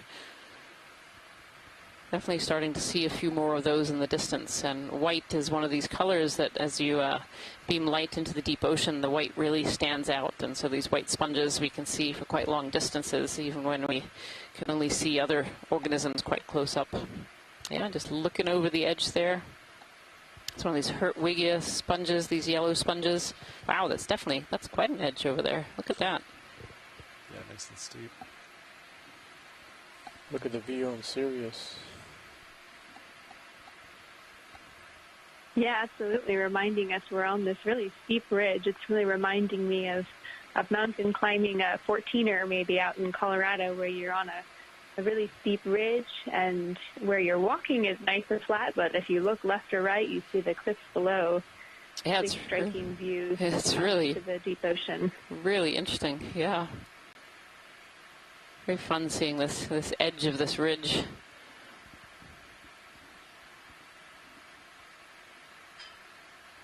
Some Bathypathes, some Parantipathes, and then more of these tall whip corals. Some Acanella. I can see a little purple starfish over to the right too, a little sea star.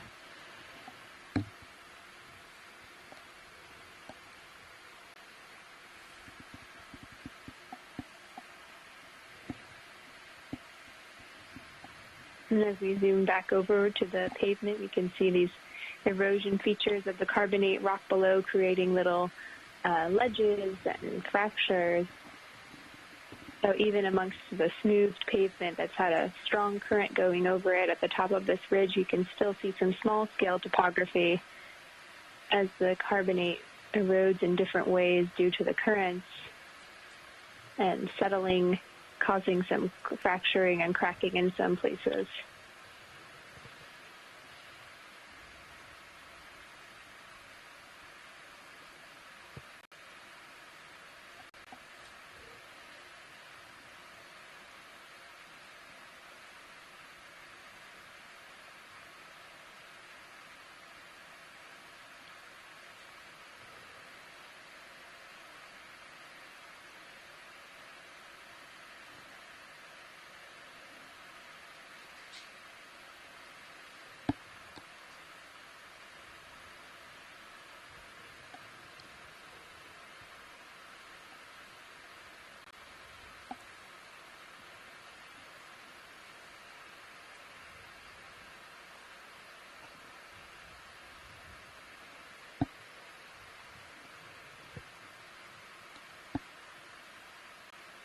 Now, if we could zoom in on the sponge slightly on the right-hand side, you can see kind of the white amphitheater, but there's something in front of it. I don't know if that's a sponge skeleton or a coral skeleton that it's grown amongst. Can you do a zoom from here, Roland? I don't have enough tether to get out there. Oh, interesting. Yeah, this is a finger sponge. It's actually an unknown species. We collected a little of this on a previous dive so it can go and be identified by taxonomists. I actually don't know what species this kind of finger sponge morphology is here. You can actually see these very thin, fine corals as well. There's quite a few growing in this frame here. These are likely a species of black coral.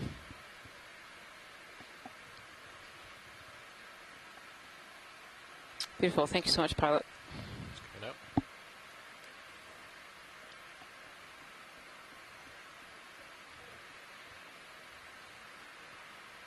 I love that term, finger sponge. It's so very descriptive. Yes, yeah.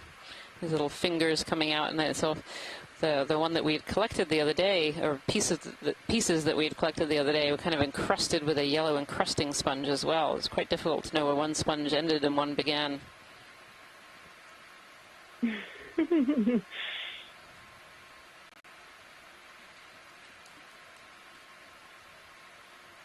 A nice long linear crack feature here. We mentioned earlier that sometimes these little ridges can form that when they Good used to copy, be a Bridge. crack, Thank you. that still Pilots move complete. consolidated over time and due to extra flow through it. And then once additional erosion happened, that part actually was more cemented and resistant to erosion, and then went from being a filled fracture to being a little topographic high on Sorry, this Pilot, I smaller got the scale. phone just got turned on in my ear. So this is another species of black coral. I think it has a brittle star hanging out in the top here. Or is it, no, I think it's probably squat lobsters, I think. Some barnacles there as well. So these black corals get their name from that very dark black skeleton. You can actually see it really nicely underneath this these barnacles.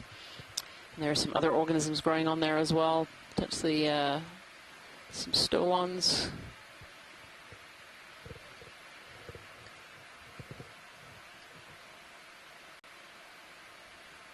Beautiful.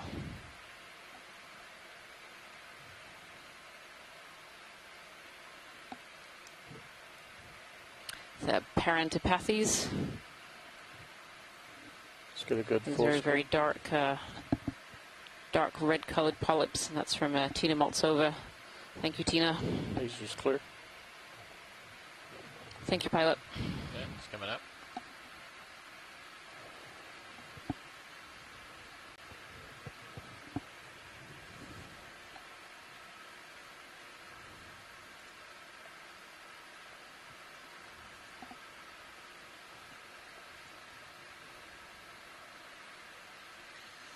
Yep. Sure. Copy that. I will call it in now. Bridge, this is ROV nav. We're ready with a move if you are. Oh, it's a coral. Never mind. Range 20 meters, bearing 305, Definitely 305 seeing here degrees, some speed examples of where 0.2 knots, please. biology is kind of grouping around the little mini topographic highs that we're seeing Good in copy, the Bridge. Thank carbonate you. rock platform caused by different erosional features. A little fish swimming through. This is actually a jelly of some kind. That move is in Yeah. bounds. Look at that. Beautiful. It's almost got like little petals.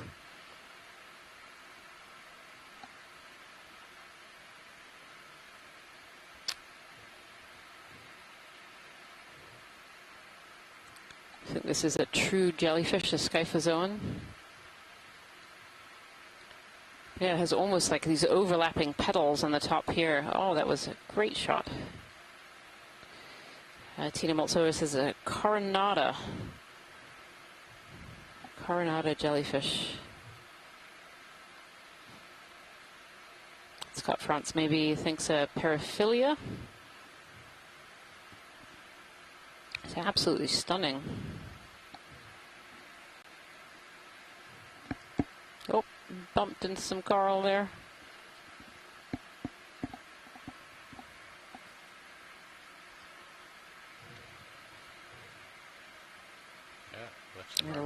Left some tentacles behind. So, you know, jellyfish are cnidarians, so they're actually in the same phylum as some of these corals. And one of the defining features of this phylum is they have these stinging cells. And so jellyfish have those stinging cells in their tentacles, and corals have those stinging cells also in the tentacles of these polyps. More of it? Yeah, coming tight.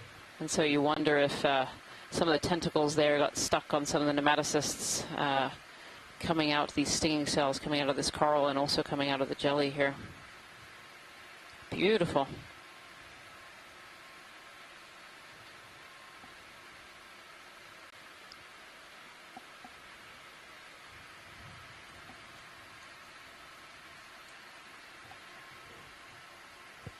Really cool.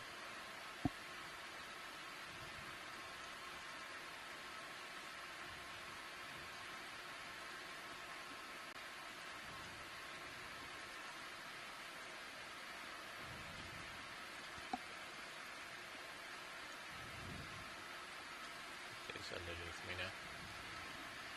Alright. I think I'm out of tether. Serious camera Really at 4 or fun 5 watching degrees it reference. swim over this carbonate platform. Thanks, pilot. Perhaps going to try and hide in a little hole somewhere.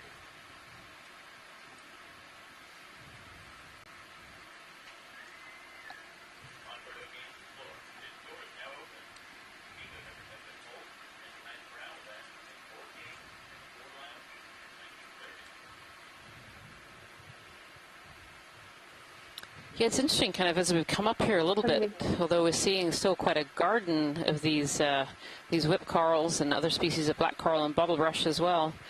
We are starting to see some more of these larger sponges. It's maybe a slightly different environment, a slightly different food up here, though we haven't come up much in depth. We're at now 1,219 meters, and we started at 1,258 meters. So we've come up about 40 meters or so.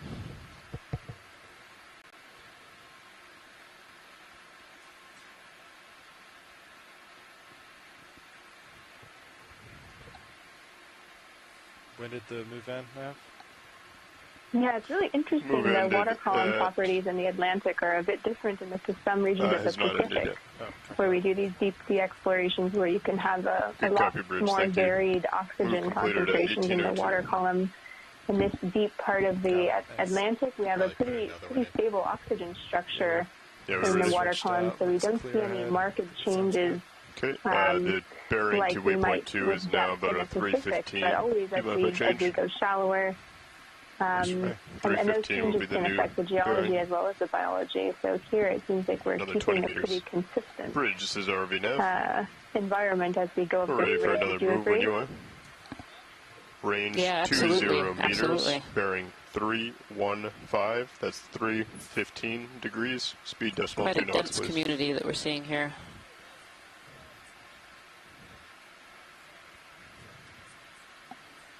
Oh, can we zoom Decimal in 2 on this knots, purple yes. coral Good, copy. down below here? As close to it as you can get. Between the skids, preferably.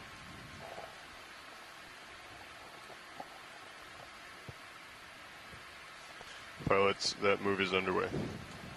Thank you, Nav.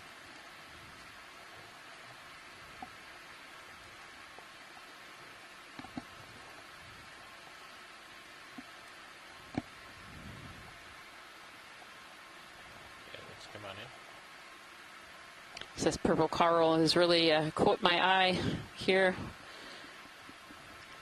We saw a similar looking kind of blue-purple coral slightly earlier in the cruise, a couple of dives ago.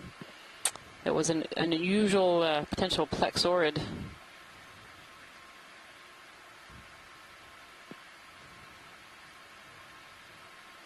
Hi, Ian. It's Scott France.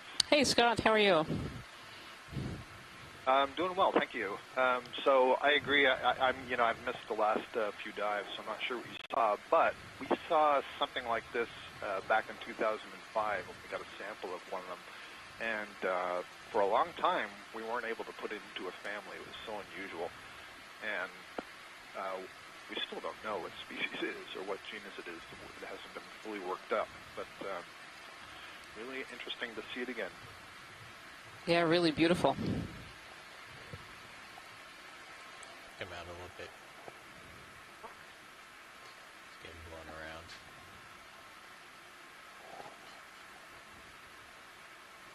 Try to get a full screen.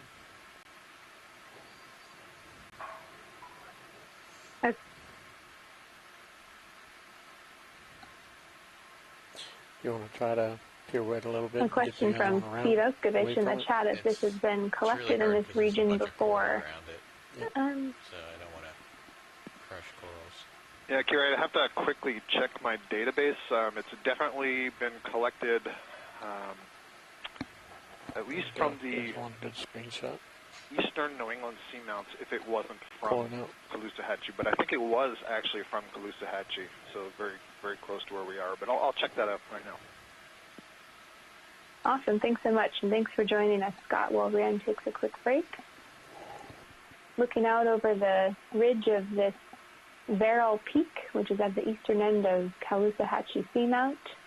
We're at a depth of about almost 1,200 meters as we climb a small little ridge at the top of the Verrill Peak.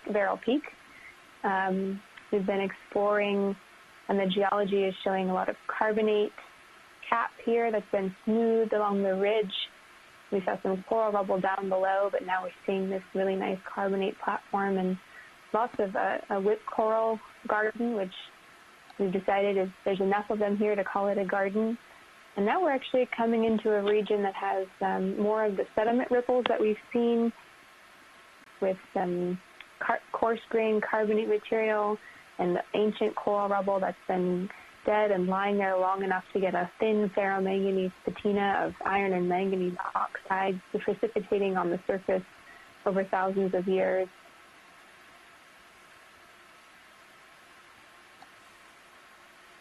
And we're right on the edge of this ridge feature, so at times the ROV, as it moves in the current, pans over to the very edge of this ridge feature, looking down into the steep slope and the waters below.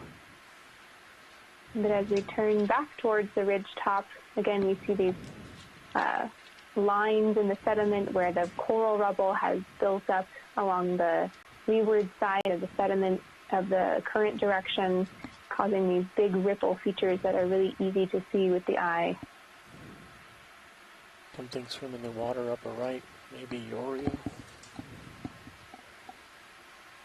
Confirm. Small fish swimming through, and some larger fauna coming into view. So that big sponge, Scott?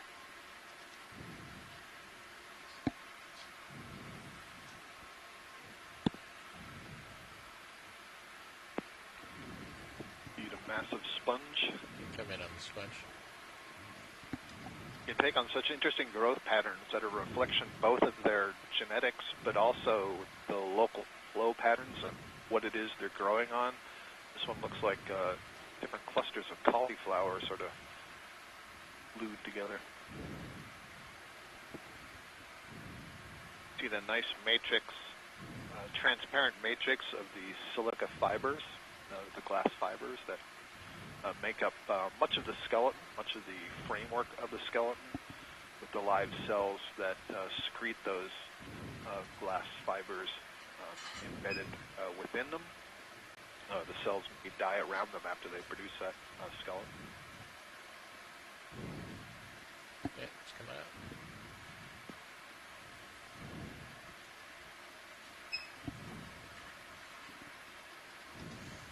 Is that another purple and we sponge? can see there next to it too, as you zoomed in, right some little interesting clumping pattern of the coral rubble there, creating some little consolidated fragments. But it looked like maybe that's what that large sponge was attaching onto. Yep. Yesterday in the dive, we were able to set down the ROV and try moving around some of this coral rubble. We've seen it on both dives at Yakutat and also at McGregor within the last 3 dives. And although it looks like it might be like rocks, it's actually pretty loosely consolidated and can be moved easily by the arm of the ROV. indicating Range that in 20 steeper regions meters, it's not very bearing good as a 315 substrate for a lot of the degrees, larger speed decimal fauna, 2 knots, please. which is why we didn't see a lot of dense, it's a guess as to why we didn't see dense communities yesterday, but along the flat Good copy, top of thank this you. ridge feature, we can see Pilots, it that move is clumping up underway. and creating enough of a immobile substrate that some more large fauna have been inhabiting this region. Zooming in on the sea star, I'm sure Chris Maul will be excited to see that. I believe this is the group he calls the cookie stars. See the water diffusion going across Which I totally think needs to be renamed to the ravioli stars. That is definitely evocative of what I'm looking at. Wonder what's causing the water diffusion. Sort of a waviness in the focus. Yeah, and Kira, I'm not sure if this was... Oh, go ahead. No, you go. I'm not sure if this was discussed earlier, but I'm seeing not just some current movement here, but some kind of rippling through the water column. Does this indicate something in the water column or differences in temperature? Like, is this something that we would normally expect here?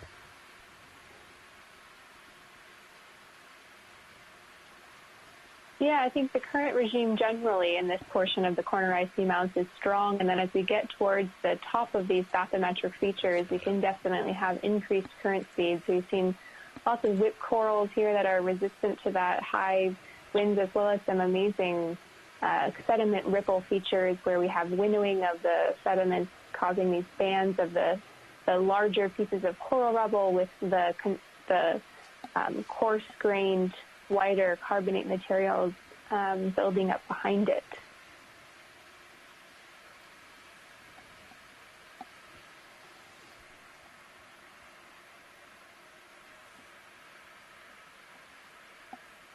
It was nice too on that zoom in, we could definitely see that very cool sea star as well as some of the smaller things that are living from this view of the ROVs. We can see the larger fauna, but as we zoom in on that coral rubble and the sediments, we can see lots of smaller creatures living there. Yesterday we saw lots of brittle stars. We've seen a few polychaetes today so far. So it's fun to remember that these substrates are supporting lots of different biology on different size scales.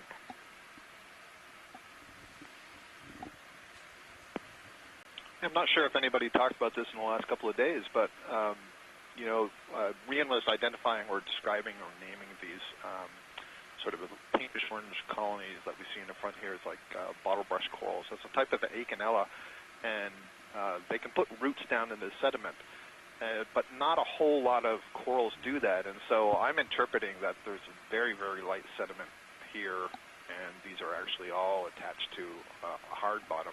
And it'd be interesting to see what the base of the Acanella themselves look like, if it's more rooted or if it's a round disc.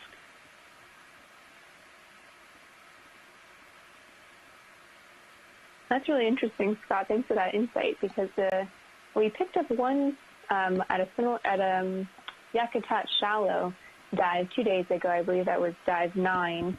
We were able to sample a bit of carbonate pavement from a fractured area, and when the ROV pulled out an impressive sample, it was about maybe 20 centimeters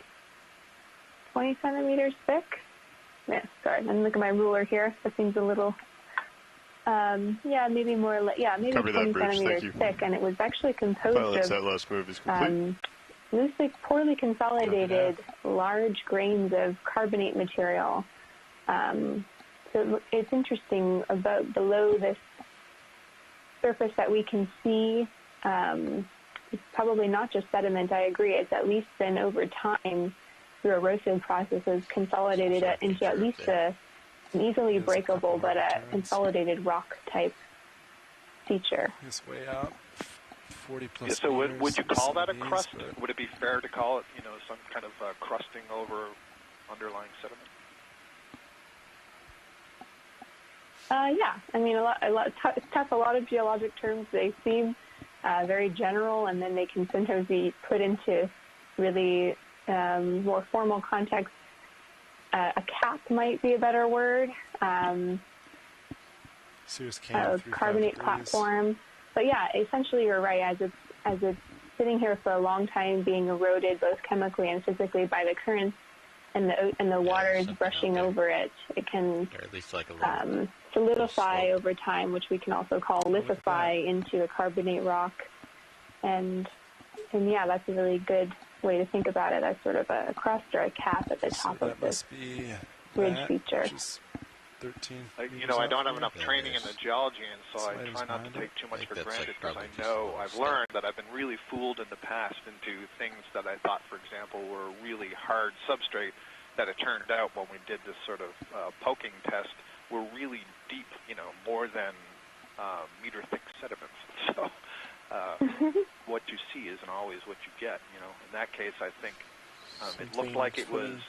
I thought it was a cookie, Oreo, some kind of manganese-coated platform with a light dusting of sediment, but in fact it was a thick layer of sediment with little bits of rock debris that'll sprinkled all over.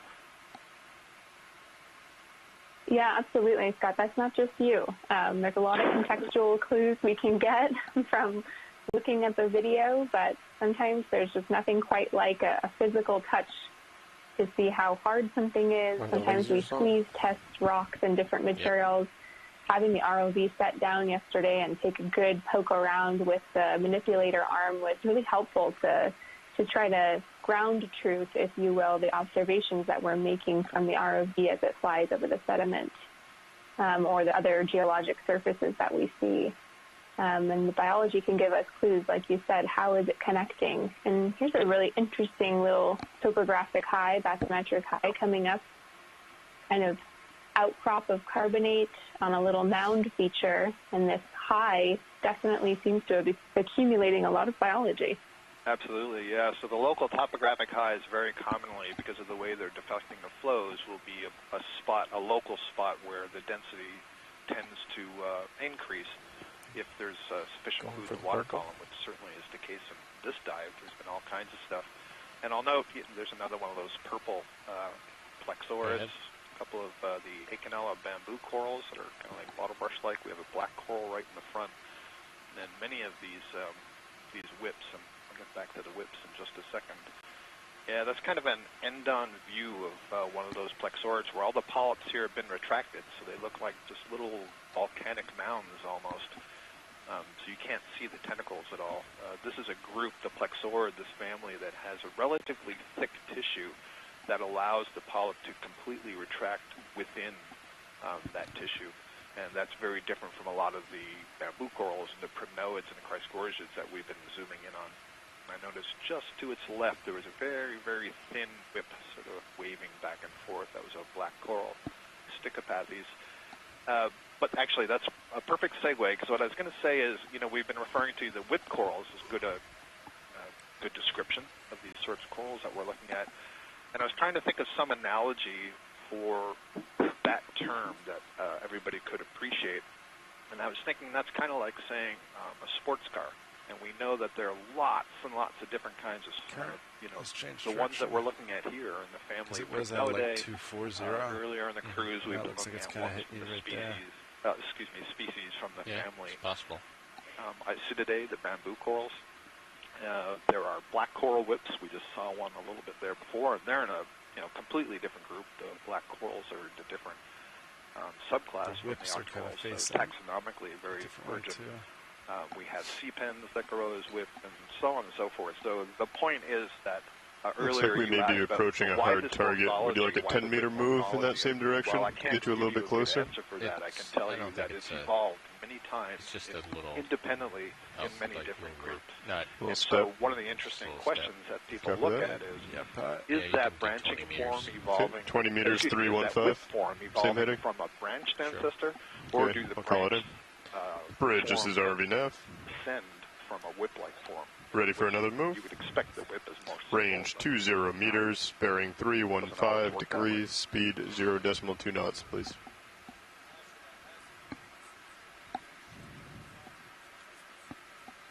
Good copy. Thank you. Pilots, that move is underway. Copy. Thanks for that really good analogy and explanation, Scott. Super helpful. think about it that way.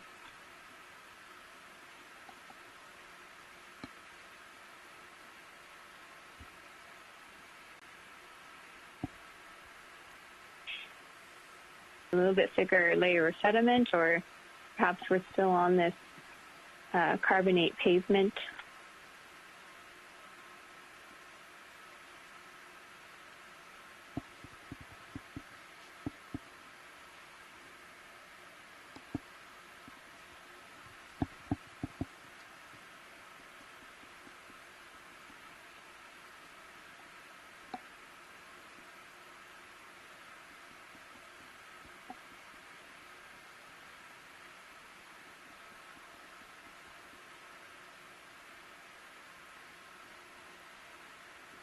We can see in the map on HiPath that we're really coming to a flat portion of the upper part of this ridge. It'll be very interesting to see what's up here and if the geology changes at all, but we're guessing you can see in the map that our little ROV is coming to a spot between two contour lines that are very spread apart, meaning that this topography is getting flatter and flatter as we go up this little ridge at the top of Verrill Peak on Caloosahatchee Seamount, which is one of the most central seamounts within the corner rise. We're currently sitting a little bit of around 1,200 meters and climbing up this small ridge feature. If you're just being North Atlantic stepping stones, pardon me, hard to get all the words out sometimes. We're enjoying this shallow dive today after a later start time.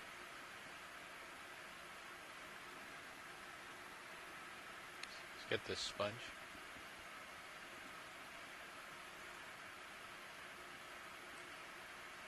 And as we begin to flatten out on this topography, we might see the sediments thicken, we'll see. And here's an interesting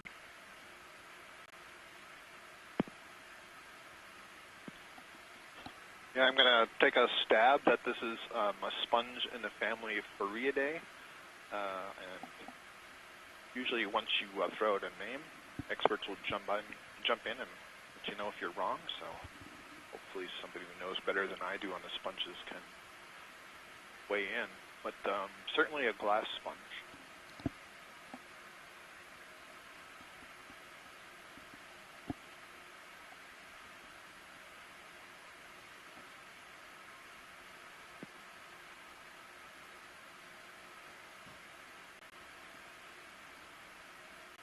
Ooh, and a nice little carbonate platform sort of jutting out of the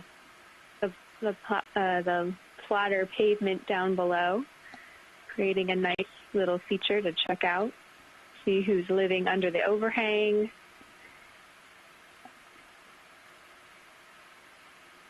You can get features like this as the carbonate erodes, with fish swimming by. Good copy, Bridge. Thank you. Pilot's move is complete. You can definitely see that black ferromanganese oxide coating, letting us know that this feature's been sitting here for likely hundreds of thousands of years, maybe even millions of years.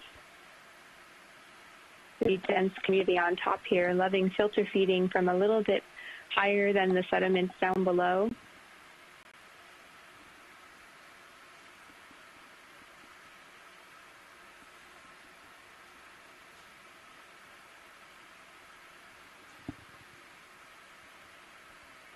So I see it looks like we might be having a little bit of issues with the chat, which is where we usually get our onshore scientists giving us lots of information on especially the biological species, but also helping with the geological descriptions here. On these NOAA ocean exploration expeditions, we're really lucky to be able to stream this video to folks at home watching, as well as scientists all over the world who can join in and look for the creatures or geologic features that they're particularly interested in. And as the lead scientists, we're able to tell you a lot about what we're seeing with the help of these many scientists from shore. And earlier today, we had about 20 different scientists joining us, helping to narrate and ID the species and geologic features that we see. And that chat function is down here, so we'll just continue exploring on. Got a few images of that. Range 20 and the meters, scientists will be able to go back and look at those degrees, later speed to give any 0.2 species knots, IDs that they need from that area. Thanks for confirming that, Kira, because I noted my screen had been static for a long time, and then it just disappeared. Pilots have moved in. Nice. Copy that. Water gelatinous. So this will be multiple angles, but it's an interesting one. It doesn't have long-term maintenance of a lot of other things. It does have 8 palm rows. You can see those lines that are in the refracting light. That sort of iridescent pattern. It's not bioluminescence, it's just reflecting the light back that's coming from the sub. But this is a type that eats other gelatinous organisms, including possibly other ctenophores. And there we go, it tumbled around, so we got to see the mouth side. That big opening that you saw there. It actually has these large lips, and at least some of the species in that group are kind of cool. The cilia are organized into structures called macrocilia that form kind of like teeth just on the inside of that mouth, so that when they get a hold of their gelatinous organism, they can sort of tear it up inside. Fantastic video stuff. This one's a little bit pigmented. It's interesting. You can't see through to its internal organs. You still want more?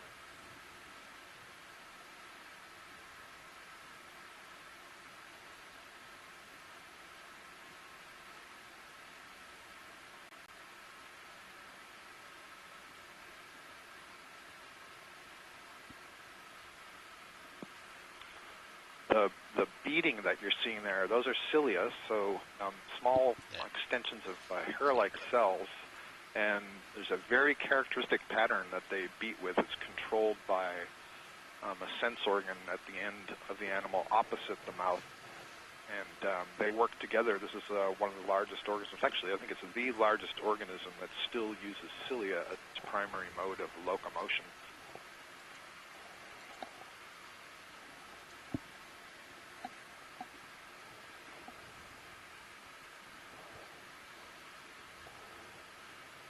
Just a quick note, some folks from shore letting us know that the audio from the telecom line that Scott and I are joining from, we're actually joining from home over the phone due to COVID protocols. We are both assisting this cruise from the comfort of our own homes, which is a great shout out to the telecom abilities of these ships, allowing us to participate. So if your audio was cutting out for a while there, we apologize. We've been doing our best to annotate what we're seeing here. We've also lost some access to our international community of scientists in the chat room. But if you can still hear us from the telecom line, we are seeing here a little rise of carbonate feature that's been partially eroded away, creating a ledge feature and a little platform. You can see the eroded sediment below, as well as really the community is loving this little higher up platform above the sediment and the pavement below.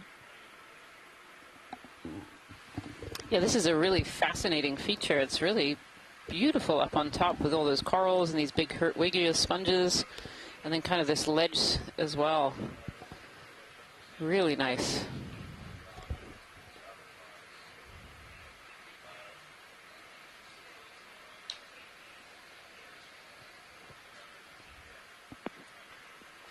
Just doing. Apologies there, Roland.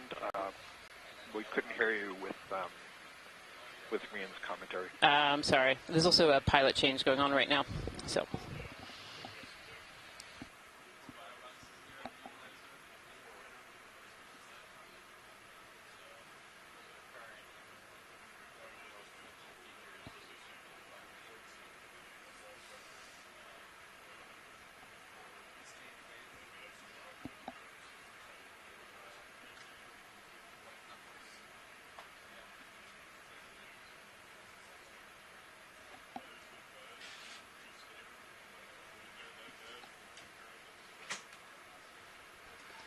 Good copy, Bridge. Thank you.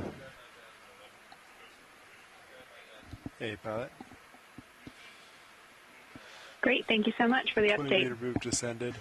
So I'll probably end Just up without somewhere there. Rian on the ship, we wanted to annotate, and for Kim or Casey, we just wanted to let folks know we were still here and trying to tell them about what we're seeing. Thank you. No problem. I think the audio dropped out there again.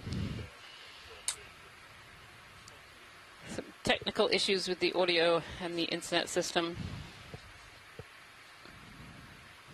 But hopefully you're all still seeing the beautiful beautiful coral garden that we're looking at here. These bright orange, these are enormous Hertwiggia sponges as well.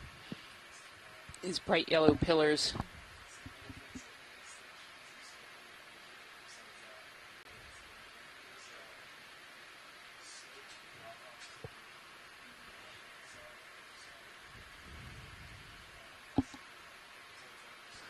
Watch it. I'm just going to keep moving unless you see something you want me to zoom on.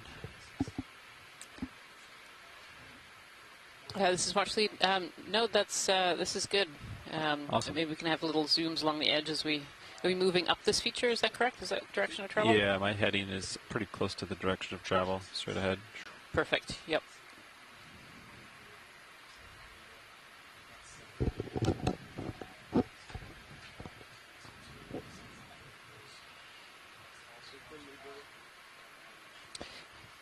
It would be great to have some lasers on these giant barrel sponges that are kind of ahead of us to the right here. We've seen a couple of these during this dive so far today. Not quite sure of the species or even the genus of these particular sponges, but you can see from those lasers that they're really enormous. So these lasers are what we use to scale things on the ocean floor. So these lasers are 10 centimeters apart, and they're harmless, and we can use them to look at sizes of seafloor features or even biology.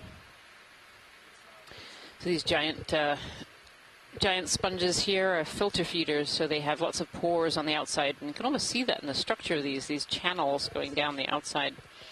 And these pores each have these specialized cells called choanocytes. They have little tiny flagella, little wiggly flagella that wiggle and create water currents. So they're drawing water in, and then as they go through these pores, other cells are taking out the nutrients and food out of the water, and then the water is kind of spat out of the top with all the nutrients and good things that the sponge needs gone. We actually have a zoom on the very edge of this kind of cliff here. There's a couple of white potential cup corals on the very end, right on the lasers right there. Yeah, but you can snap it. Thank you.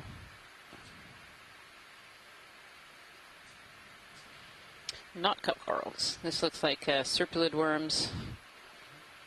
Kind of see this curly-whirly worm tube. And a brittle star there. Okay, video can come out. Keep. You can see little crinoids, lots of smaller fauna, and we've talked about this before a little bit. So that you know, though with these cameras, we really focus on the megafauna, the larger animals. So these big whip corals in this case, or these bottlebrush corals, and these giant sponges. There are actually a lot of smaller organisms that live on the seafloor as well, that we wouldn't necessarily see unless we stop and kind of zoom in and take a look. We've seen lots of worms and brittle stars.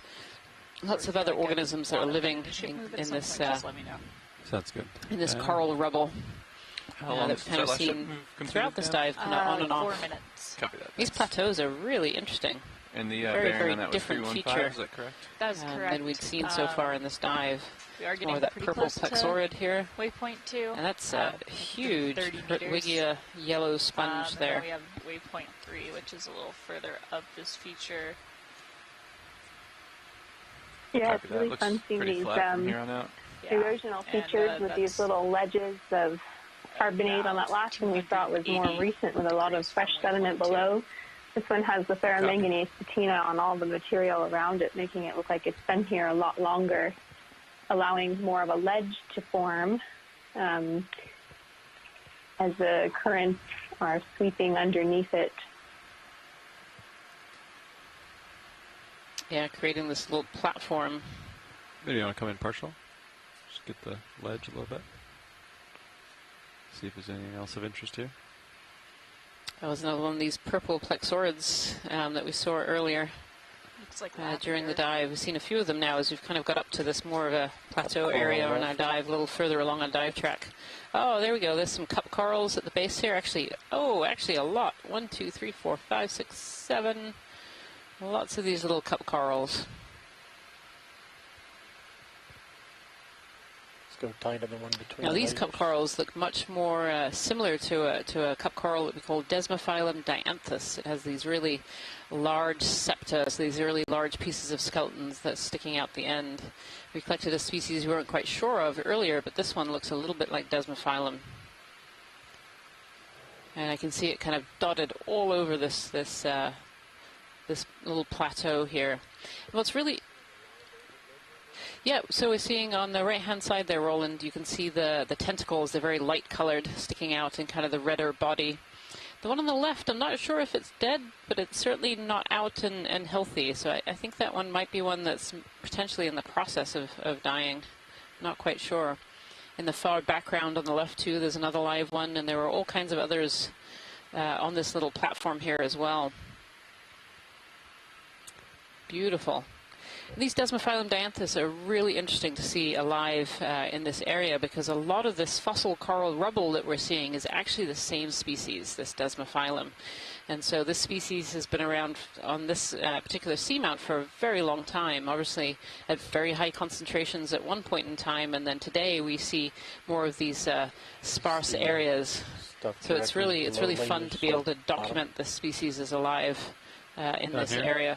Well, yep. Try it. Further down. Oh, the... Kind of looking under the plateau here. This looks like a... I think a sargassum. Oh, it's a sargassum. Yes, you're absolutely right, Pilot. Yeah.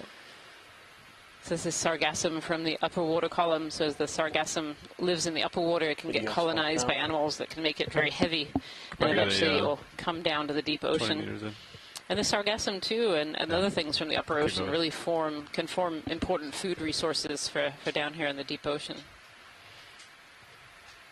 We're going to keep moving, watch lead, unless there's something else here you wanted to see. No, this is great. Thank you so much, Pilot. Yeah. Looks like waypoint 2 is getting closer to 300. I don't know if we want to... I'll try to report a little bit? Yeah. I'm lined up on 300 if you could report a little bit. Call it in. That sounds good. 300's good. Yeah. Get that going. I'll slowly make my heading change that direction. Can you do a snap zoom on the sediment, see these little circles, just as we're on our way here? Yeah, absolutely. It's a lot of circles. I was just going to say that, Rian, this is a really interesting splotchy pattern that we haven't seen really on any of the dives where we've had this coral rubble on the coarse sediments. We're looking at a range of 20 meters, a bearing of 300 degrees, a speed of 0 decimal 2 Jason knots. Taylor adding from the chat that we can see that it looks like bioturbation mounds. Copy that. Thank you, Bridge. Try again. Hey, Bob. Go for a zoom, looking at the white kind of sedimented circles, trying to see what's going on. Maybe something's blowing in the wind or...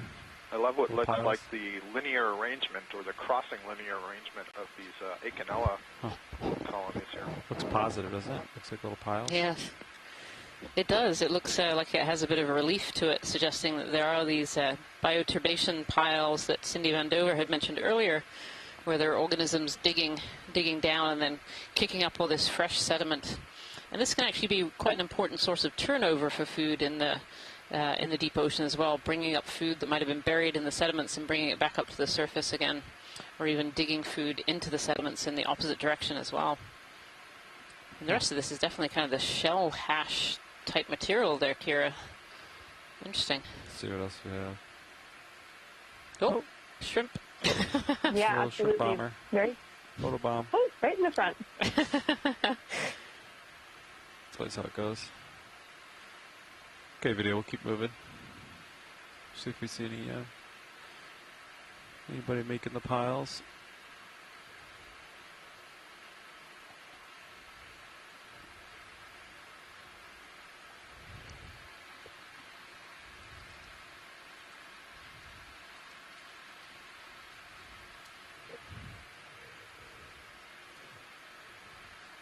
Tether's in good shape. Looking down at you just above 45 degrees. For those of you who might have just joined us, we are on Dive 11 of the NOAA Ocean Exploration Expedition, North Atlantic Stepping Stones. And the stepping stone that we're visiting today is Caloosahatchee Seamount in the Carnivorous Seamount area, kind of in the middle of the Carnivorous Seamount area. We are diving today on kind of an eastern prominence sticking out from one of the shallower peaks of this seamount in the eastern end. And we started our dive today at 1,258 meters, and we are currently at 1,207 meters. We've come up nearly 50 meters here. And here we are coming across one of these, another one of these ledges that we found ourselves in. It would be great to zoom in a little here, pilot. Yeah, I'm good. Approaching. Thank you. Getting a little stretched out. You got a little room though. Yeah, I won't go much further than this. It's an interesting white sponge video. I want to frame up these two large colonies. Zoom in partial. Go ahead, watch it. So fun to see these erosional features. It almost looks like a fracture that then has some variable I erosion can nudge it with my toe and underneath, see how soft it is.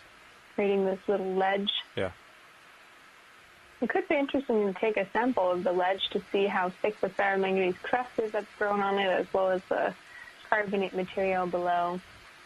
We've had a sample of the coral rubble so far on this expedition, or I'm sorry, this dive of the expedition. No other geologic samples. They didn't come out. Thanks. Up on the top there, we're seeing some of these black corals, these parentopathes, as well as some stauropathes and some bathopathes. There's been quite a few species of black corals during this dive, which has been nice to see.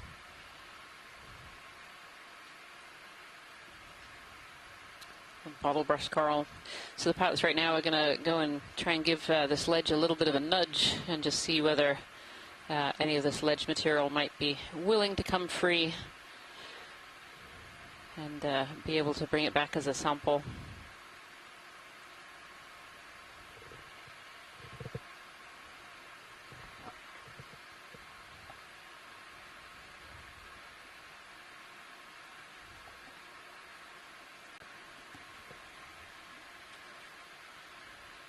I think the piece may have broke off there. Oh, see that? okay.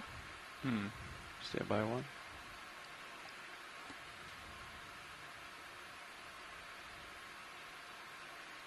Yeah, that little piece sticking out might be a good nudger. It's definitely breaking. Whether it's big enough to sample is the question. Looks like biological material coming off. Copy that. Thank you, rather Rich. than, Ship move is rock. complete.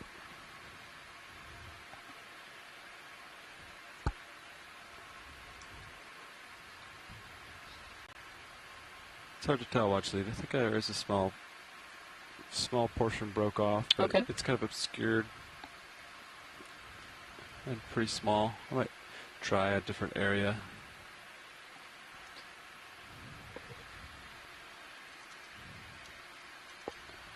Yeah. I think a super tiny piece broke off, but not large enough to sample there. Might try somewhere else for you. Thank you, pilot. Appreciate it. Yeah.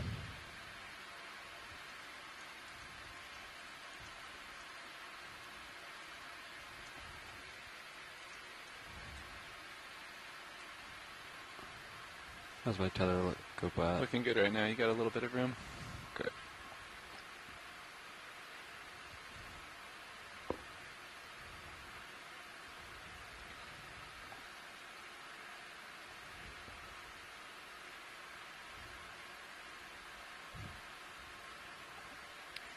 That's quite a solid piece of ledge. I agree. Oh, it's definitely some material has fallen down there. Yeah, it's the kind of the crust. Zoom in on the portion that I gave a little tap video if I come in. That's where I gave it a little bump, but it doesn't appear to be breaking very much. See that? Oh yeah. Just like the kind of the very outer edges is breaking. Kira, are you available on the line? Looking at this this edge. Yeah, I'm here. Yeah, that really black material makes it look like it's a thick it's a ferromanganese mostly, likely replacing some carbonate. But yeah, this looks like a ferromanganese outcropping. Yes, it looks like I can't really tell how difficult that was to break it off, or if it's possible to grab it with the manipulator arm. But it could be an interesting mineral sample. What about potentially using the suction to suction up those small pieces that did come off. It kind of fragmented into many pieces. See the little pile beneath it there? Come out video. Yeah. If there's some that look large enough that we could do that folks who request it could do some analysis, then that could work. Okay. We'll try to get you a bigger piece, actually. Perfect. Thank you so much, pilot. So they're going to try and see if they can get a bigger piece off here, Kira. But it's coming off in little kind of fractured pieces. Oh, there you go. Nice job, pilot. Still not very big. Look at the jaws next to it. We'll Yeah, see how big it is. I don't know. And then we can go with the suction if we... Does that sound good, or do you want me to try somewhere else? No, that sounds great. I mean, I think the piece you knocked off is, 5-10 centimeters there. That seems like a significant sample. Would you like me to spin up hydraulics, Pat? Sure. Copy that. Let the dust settle. Hydraulics, 1184 RPM. Ready to Copy, go. looks good to me. Cirrus is stable.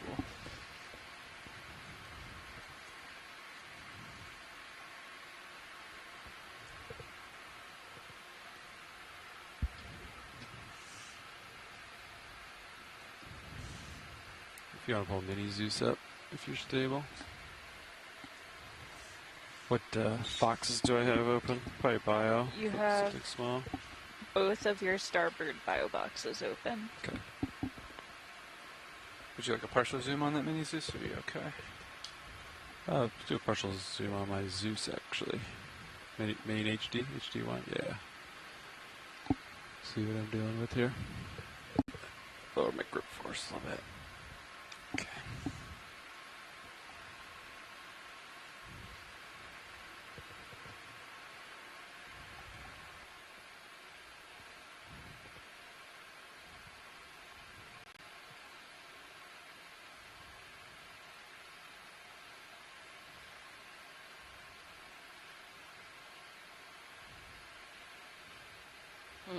Quite fractured. Yeah, I think suction sampler is going to be the way to do this one. Okay.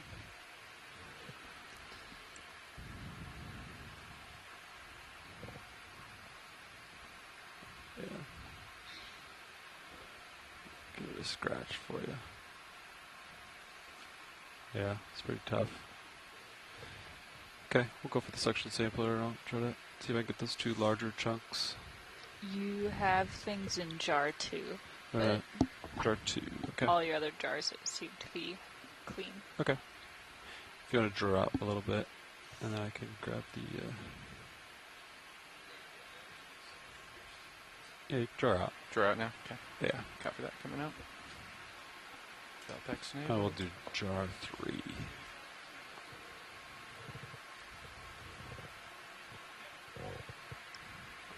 That looks good. Nice. That's plenty. Copy that.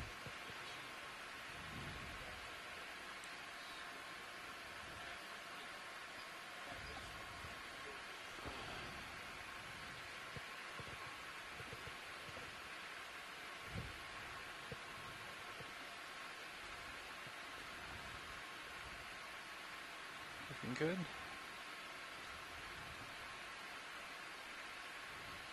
If you want to draw in.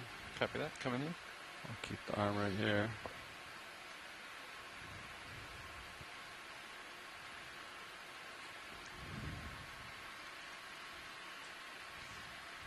Nice. And then if you want to index to jar 3.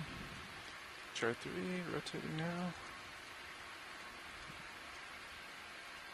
Here, you want to come in on the, zoom in on Zeus, HD1.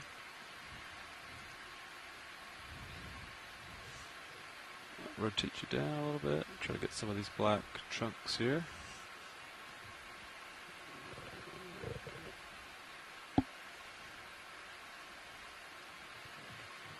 Okay, Copilot, when you're ready. Ready to enable? Yeah, let's see what we got.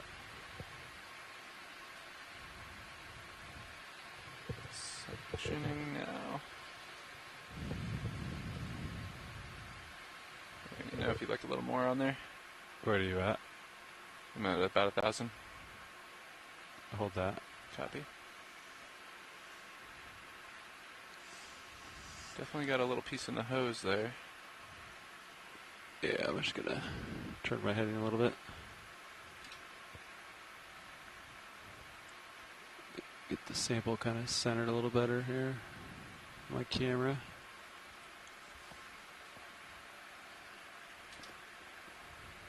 Okay. Looks like you still got the suction going. Gonna go for another piece in there.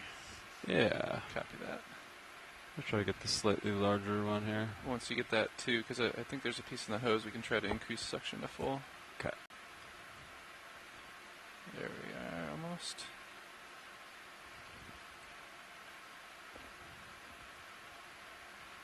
Nice. All right. Oh.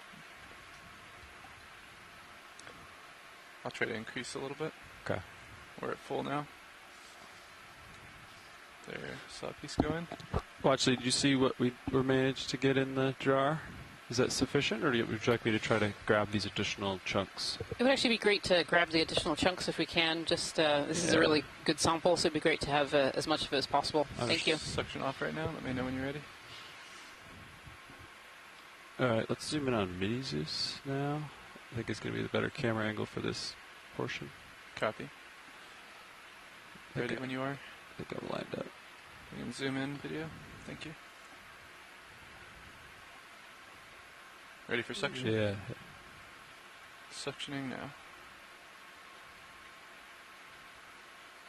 Got a few more pieces there.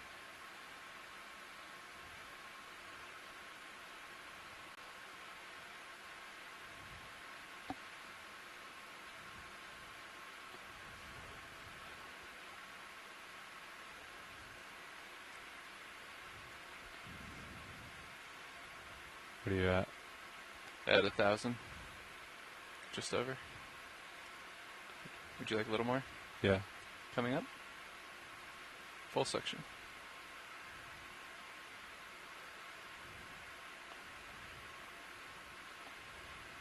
Zoom out on my main Zeus as well, yeah. If it doesn't want to go in, I could always drop it off in a bio. That, or you know what I mean? Like if it's too heavy, I don't want it to clog my hose. Right. It is a rather large chunk. What section are you at right now? I'm at full. Oh, you're at max. Want me to stop it? Yeah, let's watch it. Is it okay if we kind of foul another bio box and I kind of dump this rock in, or would you like me to not sample this little guy? No, that's fine. Yeah, we have both the starboard bio boxes are open. Okay, yeah, I'm just concerned it's going to get stuck in my hose. Okay. Because it was max suction, it was just sitting there, so... Yeah, no problem. I'm going to attempt to put it in one of my starboard bio boxes. I'll adjust your camera for you. So see if I can keep it balanced in the end of the vector here. I'm going to retract, actually... Yeah, you can extend the drawer. Copy that. And then make sure the starboard bio pin's extended so I can potentially starboard pin extended. dump up the bio box. Drawer coming out now.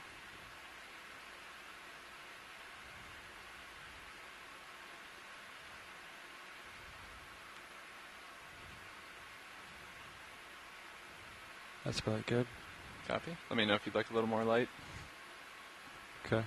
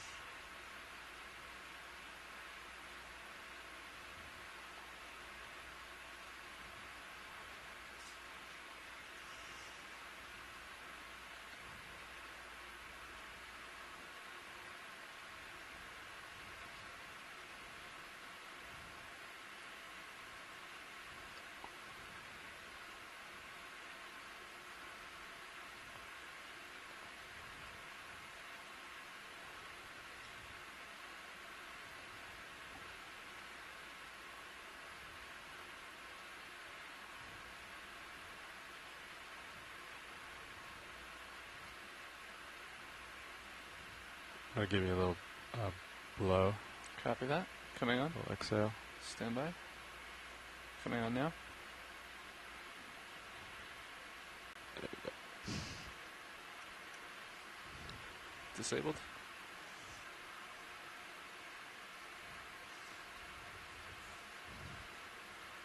Okay. Control back in. Copy. Drawer coming in. Actually, I think I need to. I'll release it right here, and then you can draw in. Copy that. Nice. Coming in. And then if you wanted to clear the hose of debris, whenever it's convenient, you do it later once I take off. Copy that.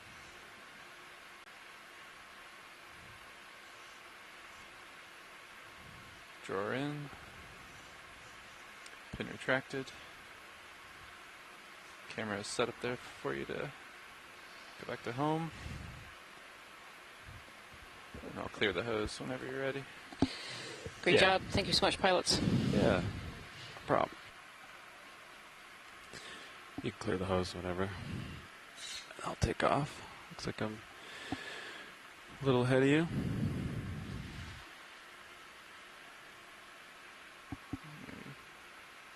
I'll make sure we don't get that sample out of there. Stand by. Alright, taking off.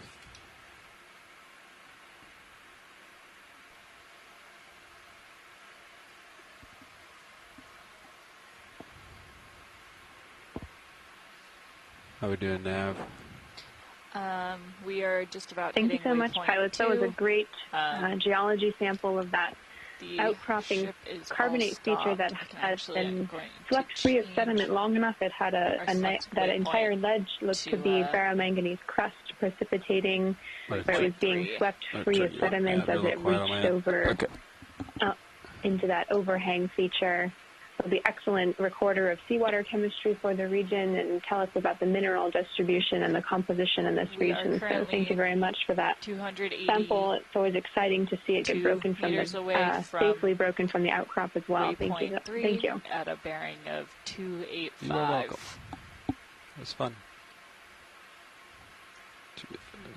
Coming up here on another really interesting carbonate feature with partial erosion, you Ship can is all see the stopped. sediments building up Looking at the down at base you. of it, Right, and what's a the little next bit one? less Sorry. dense ferromanganese coating along Step the out. Where bottoms is it? of this little It's pretty column flat, but Okay. overhang feature, Serious indicating that that's a bit more bearing fresh, a little 285. bit more 285. I can recent turn to that. erosion, You're pretty close but to leaving that. again Okay, this great. topographic high for Yeah, not lots too far of off. And I'm looking down at you, 80 biology degrees to Okay, accumulate. keep moving. Yeah, and the biology definitely seems to prefer this little higher up ledge here. You can really see quite the stark contrast, although we see some of the same species in the sediment area. Here we have one of these Acanella and one of these Calyptophora. That's You about know, then you 285 look up there, on the pilot. ledge and it's absolutely covered. So they definitely prefer either this hard bottom habitat for the larvae to really settle and grow, or this is just a better area for food resources. Maybe it increases that water flow. Maybe it just keeps that sediment off a bit more. But you can see quite a few different species here, both black corals, we have bamboo, and we have octocorals. And of course these really large, bright yellow Hertwiggia sponges. And these sponges too can form really important ecosystems. And actually, I don't know if we can zoom in the middle of this big giant sponge here. You could snap it video. Yeah. Rian, hi, can you hear me? Yes, I can hear you, Scott. Hi, after the sponge, if you haven't gone too far, just to the lower right, there was a orangish legs poking out. coral. Maybe you've seen it before, but if you haven't, can we have a quick look? Okay, absolutely. Yeah, so in the middle of this sponge here, we have, I can see anemones and squat lobsters, a couple of different kinds of squat lobsters, it looks like, all kinds of organisms that are living inside this sponge. That's really great, pilot. So I don't know if you heard Scott just then, but he said there's a coral to the, right. yeah. Video, you want to zoom out and then watch it if you want to drive me to it. I didn't have a description of it. I hope I'm picking the right one. This kind of, the Storopathes. Yeah. The golder, this one? That's it. Oh, you think that's the snap it. Storopathes? Okay. There you go, you got it. Be sure Yep. one of the Paramerissia that's out here. No, I think this is one of the Storopathes that we've been seeing. I can get you a closer look. Yep, I agree. Thank you. Do you need a Thank you, closer? Scott. Do you need a closer look? Watch it. I can land and go. I think we're okay. No, I think we should keep on. Okay, sounds great. Perfect. We'll keep on. But always good to see these smaller colonies too, of something just a little bit different. We've seen a couple of these sauropathes, but get back to the dive track. It's always worth checking. I can see your tether, but need a little bit more light on it if we could. So one of the goals of these exploration dives is really just having this good first look at what is there. So we're trying to document the species that are along these dive tracks, what species may have been seen here before, which ones haven't, which ones could potentially be new species. And so doing those quick zoom-ins and confirming those species is really important to our mission of exploration. Bringing sonar up here. Look how well the blue view picks up the... We're going to apologize to the scientists that are usually in the chat room. I'm afraid that is still down at this time. So a little bit better view in there. Tether's good. Looking down 60 degrees. Go ahead, get another move in. 20 meters. 20 meters, 285. Copy. We seem to be on more of a sediment plane now. These whip corals seem to have really disappeared. We're seeing more of these potentially we're looking at a bioturbated with a range of little mounds of sediment, these kind of little blotches that you can see in amongst the coral rubble. 2 knots.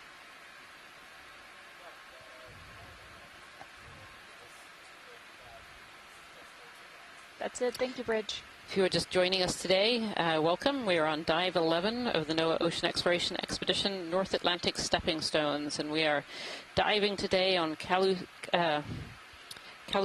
Seamount. We have about 45 minutes left of our dive, and we're currently working our way up a small ridge on the eastern side of this seamount.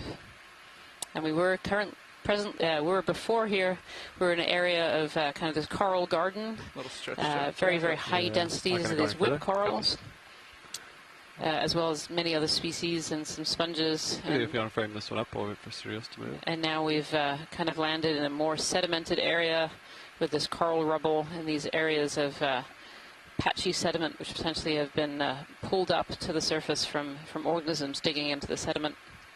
Good zoom in video. Just going to wait for Sirius to move here. It's a Hertwiggia sponge again. These are the ones that often have other little organisms living inside them. I can actually see some little eyes in there. One little snail. What was the range on that ship move, Nav? You can see some brittle stars.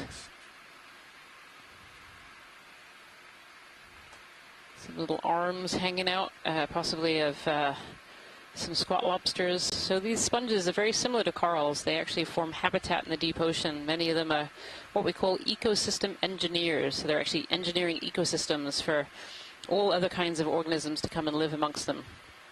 And you can, when we zoom in like this, you can really see why. You can see all of the structure of this sponge. They're made out of spicules, all knitted together, and they have all these holes and cracks and crevices, and these are just perfect locations for smaller organisms to come and hide and live, and then potentially lay eggs or protect their young from predators. And so we often see many, many organisms living amongst these ecosystem engineers, and corals are a type of ecosystem engineer. Some species are, but so are these sponges as well. They're really important to the deep ocean in terms of biodiversity because they create these little oases of life in the deep ocean. They create these structures that really attract other fauna to them. Some little brittle stars here on the very top of the sponge. I think I can see potentially a little amphipod in one of these holes. Just beautiful. Okay, video, you can zoom out when you're clear.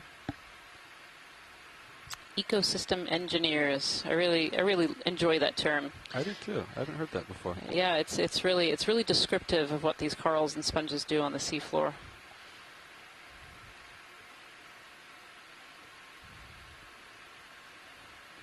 Is that a fish video? Yeah, a little fish, possibly a little myctophid. A little tiny fish. Yeah. Could snap it. Yep, it's not going to sit still. It's probably a quick one. A jelly going by too. That is the direction of movement. My current heading. Sonar's pretty clear. Ship's underway. I know you're not an infauna expert, John. We've lost the chat with all of our worldwide experts, but just curious if you know for these little bioturbation mounds that we're seeing, that's the kind of circular patches you're seeing throughout the coral rubble here. Do you know anything about the size of the organisms in the sediment that would be making mounds this size? I mean, I'm thinking, an ant in the dirt, even though it's quite a small organism, if you get a few of them together, they can create those ant mounds that you see. Or if you have any idea of the size of the creatures that are making these little mounds that seem to be maybe 10 or 20 centimeters wide. Yeah, absolutely. So obviously we don't know exactly what these species are that are creating these little mini mounds, but there was some chatter in the chat room while we still have that going that these are potentially little amphipods, little crustaceans, and those, can be no more than an inch sometimes and can create these very large piles. They're creating a burrow from themselves, but they're also creating kind of a feeding area too around that burrow. So they're coming out and walking around that area. Some of these mounds may also be produced by small worms as well, some of these polychaetes. Some of those actually dig into the sediment and create similar looking little mounds. But the way that we study these kinds of mounds in the deep ocean really is we do something called coring, box coring, where we actually take kind of a square of the sediment. We send down a specialized box with a little shovel on it, and it comes down, it takes a perfect square of the sediment, and then you can bring it up to the surface, and then you can kind of excavate your way down in some of these mounds until you find the organism that's created them. It's another tool that we use in terms of deep sea exploration. Do you want to come in on the tipped over sponges? And these sponges do look like they've kind of fallen over. They got a bit big and got blown over by the current going by. You can see the current moving. Huh.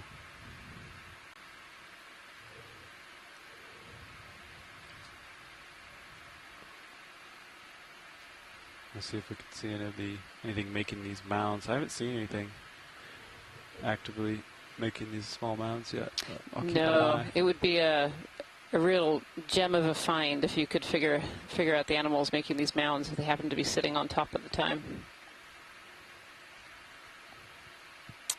I've just been told too that the chat room issue is being worked on right now, so hopefully we will have our scientists on shore back with us as soon as possible. Thanks, video. You can come out. I'll keep going. If you want to get another move underway, I'm ready for it. Ready as well. Looking down about 60 degrees here.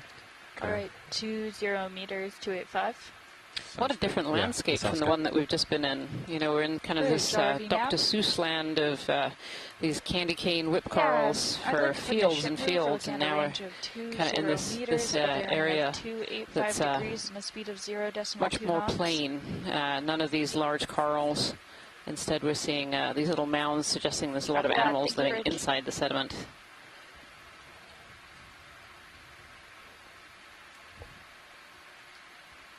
Ship move is underway. Copy that. Yeah, Copy, absolutely. thanks. And this might be a factor of us climbing this ridge system and getting to these flatter and flatter surfaces. Why we're seeing a more uniform field here. Copy that. So angle And okay. if any of our scientists on shore who are listening in, apparently the chat room is back up and running if you want to log back in and help us with kind of the last 35, 40 minutes of this dive here. And many thanks to the comms team that has been working hard to get that back up for us. They are always here supporting the dive, helping us get as much expertise as we can to describe the seafloor for all of our viewers worldwide. So thanks to them for that. Go ahead, Watchley. Yes, excellent time. Yeah, talking of our team, we actually have a very large team here on the Okeanos Explorer as well as those on shore, and I'd like to take a moment to introduce the front row, the pilots of our ROV system and the video team that are here. So, pilot, would you like to take it away? Absolutely, yeah. Sitting in the front row, operating the ROVs, I'm Levi Unima, sitting pilot, and to my left, sitting navigator. Anya Jensen. And to my right, sitting co-pilot. John Mefford. And way over to the right. Over in the corner, Bob Knott on video. And in the back row on video clipping, I'm Emily Narrow. And we're all with the Global Foundation for Ocean Exploration. Thank you for joining us today. Thank you, Levi. That was great. I was actually wondering whether you might tell us a little bit about some of the controls that are in front of you and how you operate and fly this this really, to my mind, complicated ROV system. Yeah, we have quite a few systems going on, all poised right in front of the pilot and co-pilot. But the primary control is 2 joy boxes. So a bit like a computer game joystick. Yes, yep. Interesting. Yep. 2 computers, one for Sirius and one for D2. So that brings in a question: were you a gamer as a high schooler? Yes, I was a little bit. Just a little bit. Do you want to come in on this? Oh, beautiful! I think there's a Ctenophore going by. Oh yeah, beautiful, beautiful. So this is a Ctenophore, and one of the features of these Ctenophores are these comb rows, and just at the very bottom of this one you can see that little shimmer in the water. You can see them going by. And the dark red in the middle here wonders if this is another bloody-bellied Ctenophore that we saw a bright yellow one of a few days ago. And we were told from folks in the chat room who were helping us with this dive that the red here actually helps disguise any food particles. So these Ctenophores are actually predators. They can swim and they will engulf any prey and then start to digest it. Off-screen video. And of course, because their bodies are transparent, any other organism might be able to see that prey inside these Ctenophores. And so if they have this this red belly, it helps to disguise that prey a little bit. Another Oreo. Another Oreo. Hello. You want to take a zoom if you want, or we can let it go. Whatever. From George Matsumoto, that's a Bathy Cryo Ctenophore there. Because their eyeballs also look like abundant Oreos. in the water column on the way down, he says. Hi, Ario. He is. Oh, it's a beautiful shot there. You can really see the texture of this fish. We'll let it go. You can come out. He's above me at this time. You can see him lingering outside your light pool there. Yep. Okay. I'll get going. Co-pilot? Yeah, copy that. You're in a good position to push out. Okay. Go back to the dive track. Still holding a heading of roughly 285.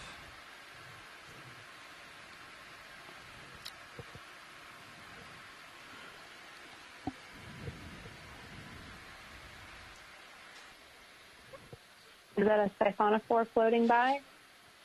Yep, a little siphonophore just went by on the water column too. Kind of just caught off the side of the camera there.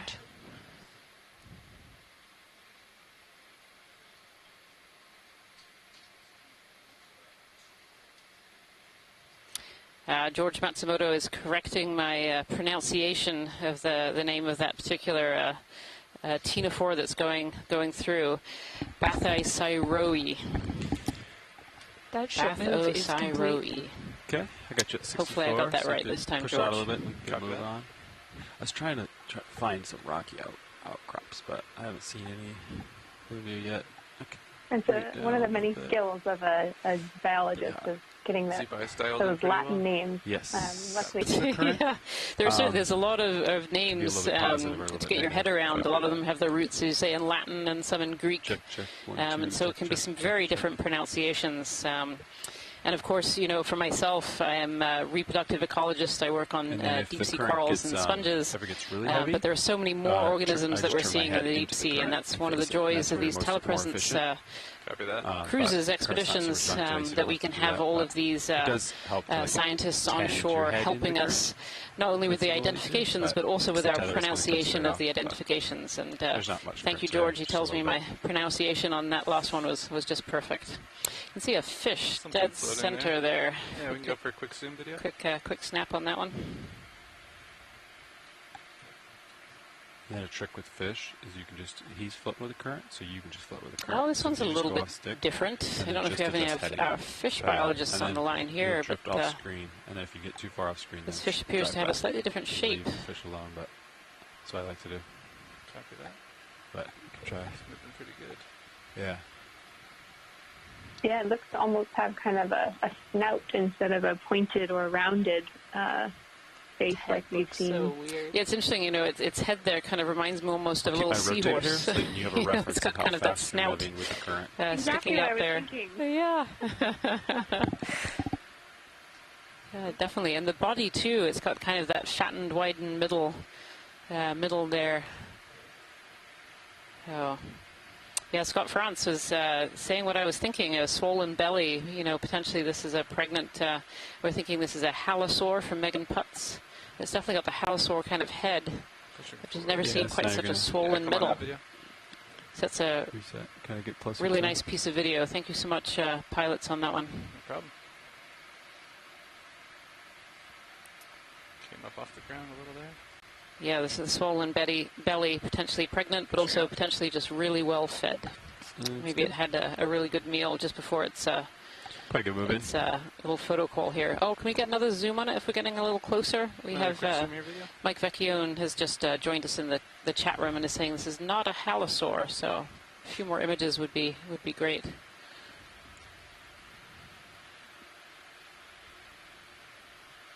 Nice. Very small little flicks of its tail there, rather than the long undulating like the rat tails. This one seems to just move the very tip of its tail. I haven't seen that before. Yeah. There he goes. Come on out. They were saying pregnant or Yeah. well So Mike fed. Vecchione is saying like we used to call them spiny eels. A little chunky. Interesting. Full wide video. Thank you so much, pilots. When there's no relief, it's difficult. It's very easy to get your heading disoriented. So that's why Sirius always has your reference. Super nice. Oh, I think And there's as we zoom out here again, we're seeing. Sorry, go ahead. No, it's okay. It was another anemone on the seafloor. One that we have, I think, visualized before earlier. All right. Go ahead. Bridge RV nav. Oh, Hi, just we'd like adding to a plan repeat another of our ship move, previous looking at a range of descriptions. It 20 meters, continues to be really interesting seeing all these little circular mound features from Bioturbation, and one of the geologists, Kevin Conrad, adding not only is that interesting in terms of the biology living there and how are they creating these mounds, but also for scientists who like to study sediment stratigraphy, which means the science of the sediments as they're laid down layer by layer. When you have animals bioturbating the sediments by mixing them up, then you can mix up that stratigraphy and take away the layered information. So it's a very neat way that they live, but can also affect how scientists study the stratigraphy or the layered. Depends if you're looking into the current. Give it a little bit of something up in blue view there, off to the starboard. Yeah, it's super far away though, so it'd be kind of off our track. Yeah. Something like this. Yeah. Yeah. Oh, this bottom right-hand corner. I don't know if that's a sea urchin. Bottom right or left? The bottom right, definitely the right. Bottom right, copy. Just went out of sight, so it should be, maybe we're already over it, but... There's another one. Mid right. Said very right, there we are. right Gotcha. there. Is that a very disguised urchin, or maybe a crinoid? It might be a crinoid. We come in quick. Yeah. Also just saw Oh, yeah, crinoid. possible large fish straight ahead. It's like a slightly different one, very dark, dark in its feathers, these feather stars. So this type of crinoid, we've seen some on stalks up on those ledges, but this one is actually one that doesn't have that stalk. They have kind of these little feet underneath, these little legs that help them stick onto the rocks or the sediment, or sometimes on sponges and corals too. Thank you so much, pilot. Come on that video. Thank you. So that fish that we just saw, another Oreo. Another Oreo, the long skinny fish, not you, Oreo, the Oreo, the long skinny fish. Mike Vecchione says was a snub-nosed spiny eel. So that was a good find. We hadn't seen one of those as yet. You can go for a quick zoom here, video.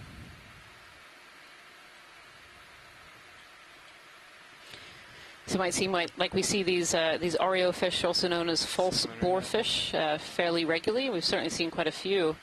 As a comment from Peter Oster on yesterday's dive, I believe, said that these Oreos can be very territorial. And so maybe that's why we're seeing them so often. They have the spine kind of on the top, very top of their back there, that sticks up when they're being aggressive. Thanks. And so these REO fish might well be seeking us out. Tell us they're, that we're in their territory. Copy that. Pushing that.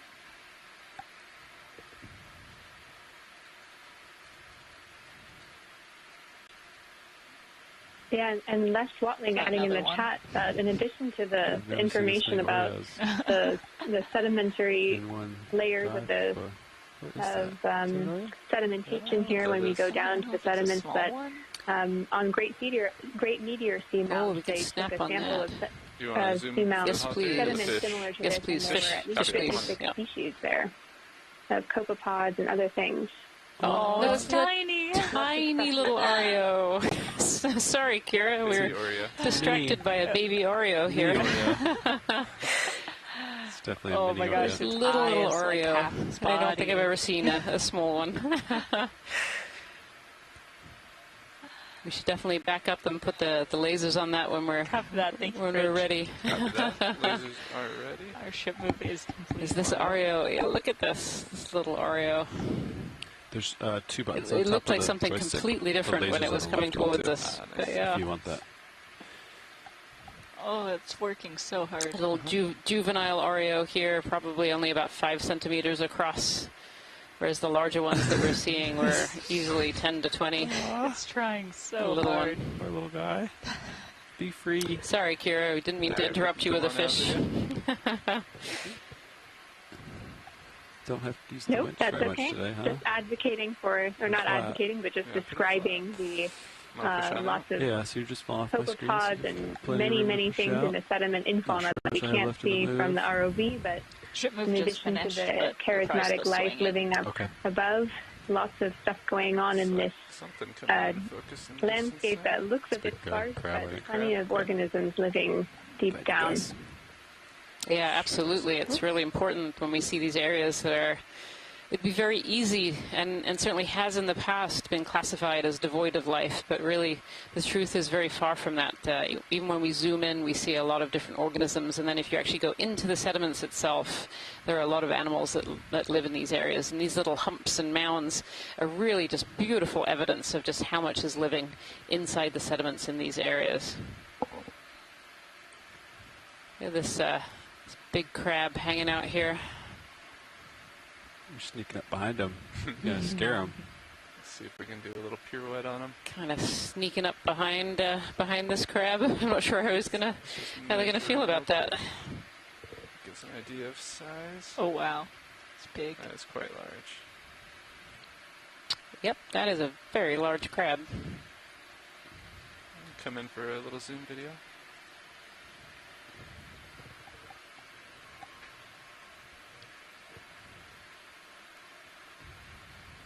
Thank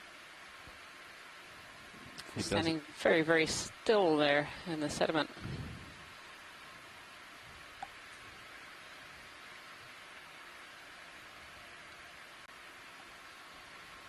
Might be taking notice. Battle pose. Maybe. Certainly a little readjustment. Come on out slowly, video. Unless we want to get a front shot. From the chat room, this is a Chaseon crab.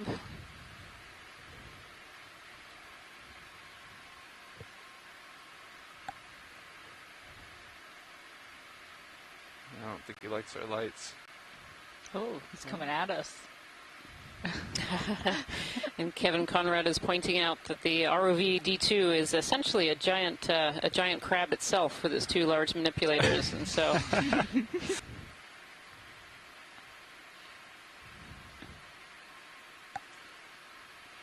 Rushing into battle. You can feel that current grab as you turn.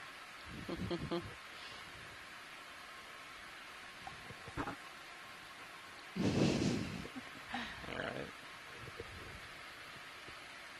You can come on out, video. Megan Putz is suggesting that these crabs can be territorial too, and so Thank you. that might explain a bit of the behavior that we were just watching. Thank you so much, pilot. No problem. Make sure he doesn't Try to climb on board here. Cut our wires. I don't know. That's a sample. Freebie. Freebie. Oh, probably get another move in. Yeah. You guys agree? That works. 20 meters. Yeah, that works. 2-0 is good. 285. And what's our bottom time? Another I just 20 minutes? asked in the chat room whether any of the scientists are helping today with today's dive. What do these crabs eat? And the answer was whatever they want. Bridge ROV nav. So, these yeah, we'd like very, to put very in large another crab ship is move. obviously We're looking at a range of 20 doing well meters, and, a bearing of 285 degrees, area of and the a speed of seafloor for food. 0.2 knots. I'm going to do a little scan here at the blue view. There's apparently been video. That's it. Thank Scott you, Francis Bridge. noted that they have video of them chowing down on brittle stars, and certainly we've seen a lot of brittle stars in the sediment here. I think if you're an organism that eats brittle stars, this is definitely the place to be.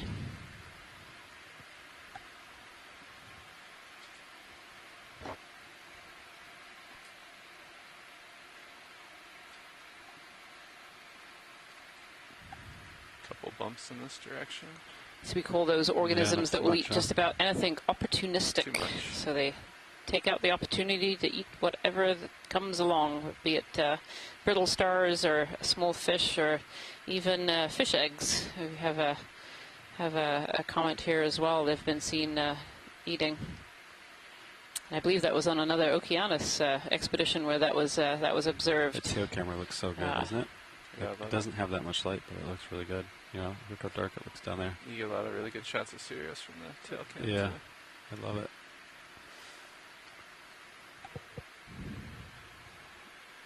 Yeah, can you move the map so I can see how close we are to waypoint 3? I'm trying to think of how much left we have on this mountain. This seamount? Okay. Oh, jeez. So it's pretty flat all the way to the top. We likely won't make it. Definitely in the terms of geology today, we've had a classic example of the upper portion of a seamount in the flatter area, totally covered by sediment.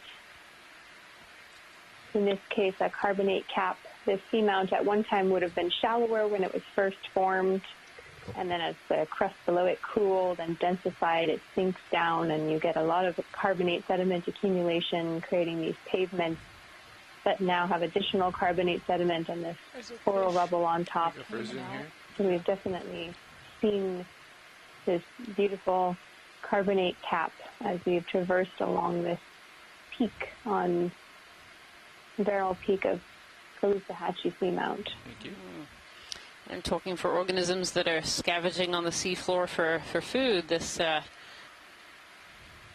fish here was head down into the sediments here when we crept up on it. So you wonder if that's this Macurid is looking for food in the sediments here as well.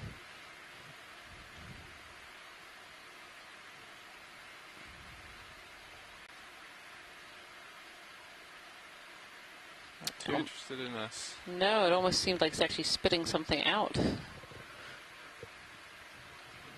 Sort of opening its mouth there. Interesting.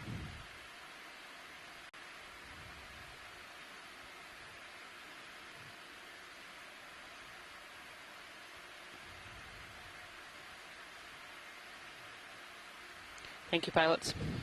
Welcome. Video. Pilot's clear whenever videos. Thank you.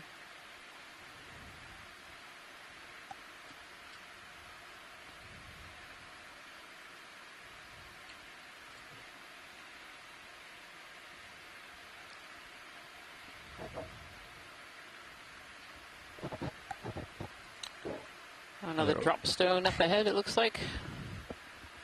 A little Oreo hanging out, larger. Or is it? No, it moved. My drop stone moved. It was actually an Oreo fish. I think Kira and Jason have finally got to me. I'm seeing rocks where there are no rocks. Rotate up with you, not a lot of tether left. Copy that. Pause Yeah, here. I'm You go for a impressed. zoom while we're waiting. I was thinking, oh, where? Good You eye. ready, video? We can zoom Yeah, a there's little. gray item in the distance, but no, it's another one of these Oreo fish. And you can actually see that that spine on top kind of being put up and down. That's apparently part of the territorial behavior, or potentially part of the territorial behavior. Thank you. That's a good view of its eye.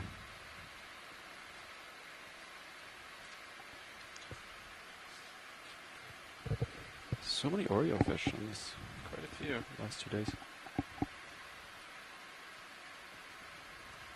Quite a few of these false boarfish or REO fish that we've seen so far on our dive track. And actually this is a really great view of the sediment too as we go by with these little humps of these piles where other organisms that are burrowing into the sediment have created these piles. Also see some of those xenophyophores as well in the sediment here. I've seen a couple of those today. These are these single-celled organisms that build these sediment mounds.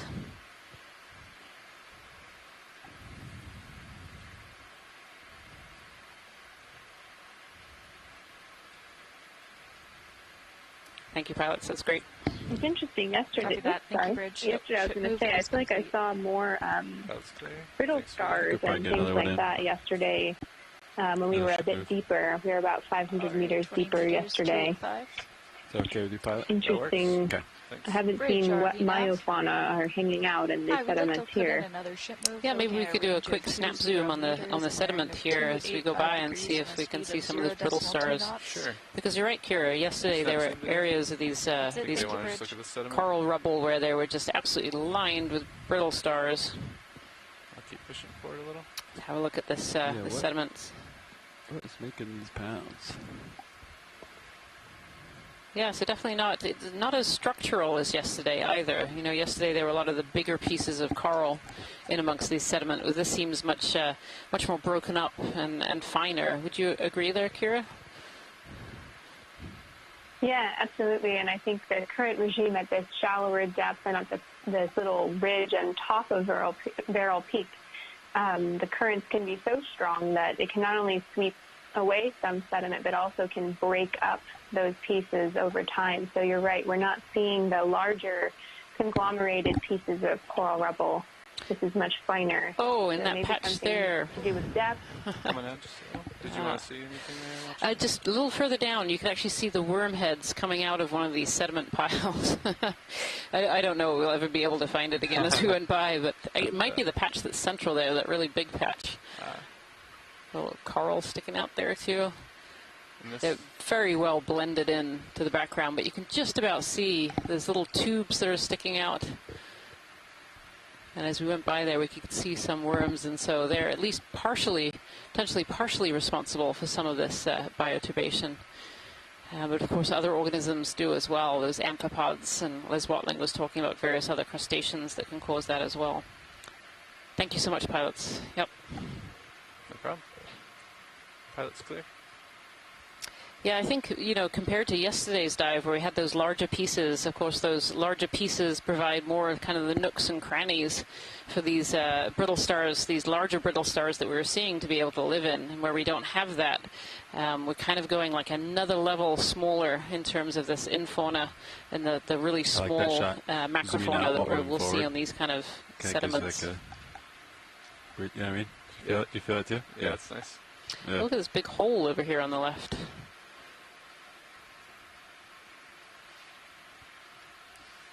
It's kind of a dug-out depression here in the sediment. This little crater here. Yeah. Can you take a quick zoom on that?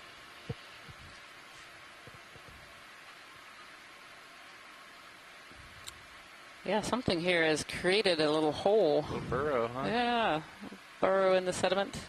All these pteropod shells in the middle too. Hard to know what is burrowed in there or made this hole, this depression. Again, we can see some worm tubes in here as well. It's kind of they very much blend into the sediment. They're the same color and actually made out of particles of the sediment. As these worms are building their tubes, they actually bring in particles onto the body of these tubes to help them blend into the background. Yeah, you can just about see it poking through.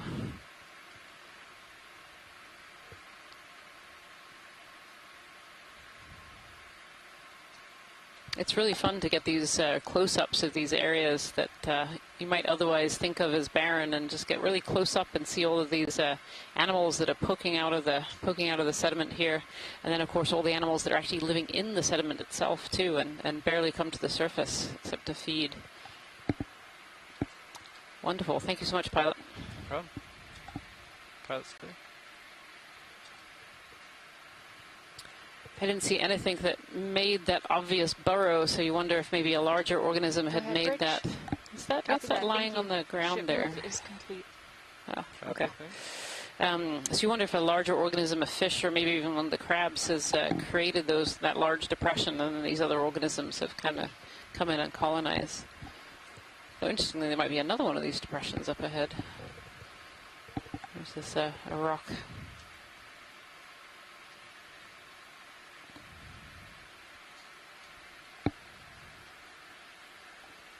Yeah, Bob Carney is saying that some of these burrows are actually feeding pits. So non-cohesive and don't retrain the structure. That would allow you to figure out what kind of animal is living there. Just a little off to my starboard here. Copy that. I can Oh, rotate an that enemy if you sitting on this little patch of hard bottom here. Got you at 64. Copy that.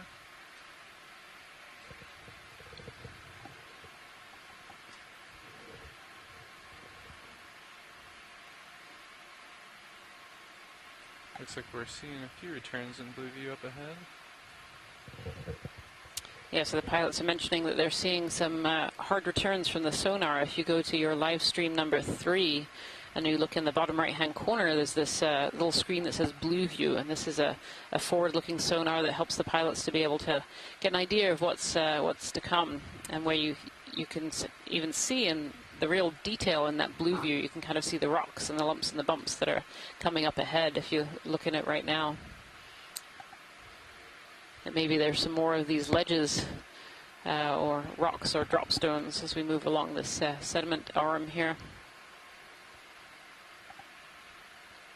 These large barrel sponges, we've seen a few of those today. Oops.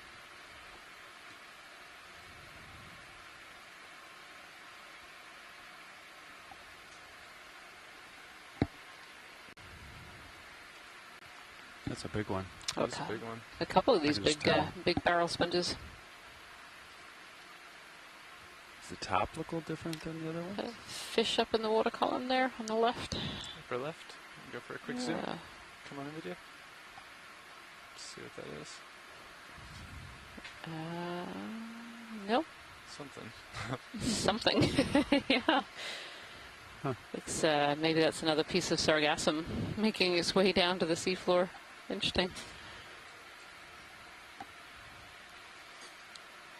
Oh no, it looks the same. Yeah, we've seen a few of these big barrel sponges this on this dive.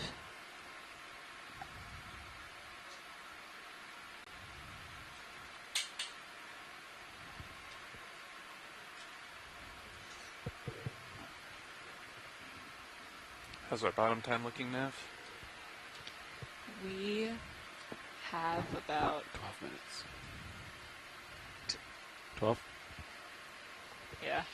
Sorry, I've been a bit quiet over here, just We want to start our mesmerized by ascent this rolling, at, smooth 1951. carbonate platform at the top of this Copy that. Need to save feature some here. time in there for setting So up that, and all you know, as that. soon as I snap out of it, here we come on another one of those So we have these little like ledge 45. features from some On the right side, differential you erosion go of the for carbonate material below, 6 or 7 more minutes, pilot. causing little Copy fracture Maybe features. one more ship move. All right, 20 meters. Sounds great. that. Copy that. Sounds good. Bridge RV nav. Yeah, we'd like to put in another ship move. We're looking at a range of 20 meters, a bearing of 285 degrees, and a speed of 0.2 knots. Definitely an interesting and very, very different area to where we landed on this dive. We landed in kind of an area with a bit more pavement That and is then correct. coral rubble. And we saw lots of varied species of deep sea corals, and then started getting into a sponge area. And now we're into an And area I'm where watching most that. of the We're organisms are almost definitely done. much smaller and living in or on the sediments. And of course, as soon as I say that, maybe a deep sea coral here appears in the middle of our screen. If we could have a snap zoom on that one, please, pilot. We can do a snap zoom. Thank video. you. Come on in. Thank you. Yeah, look at this. So there's this one little rock poking through the sediment, and here we have 3 different species of deep sea coral, plus some cup corals and a little shrimp living in the cave down below.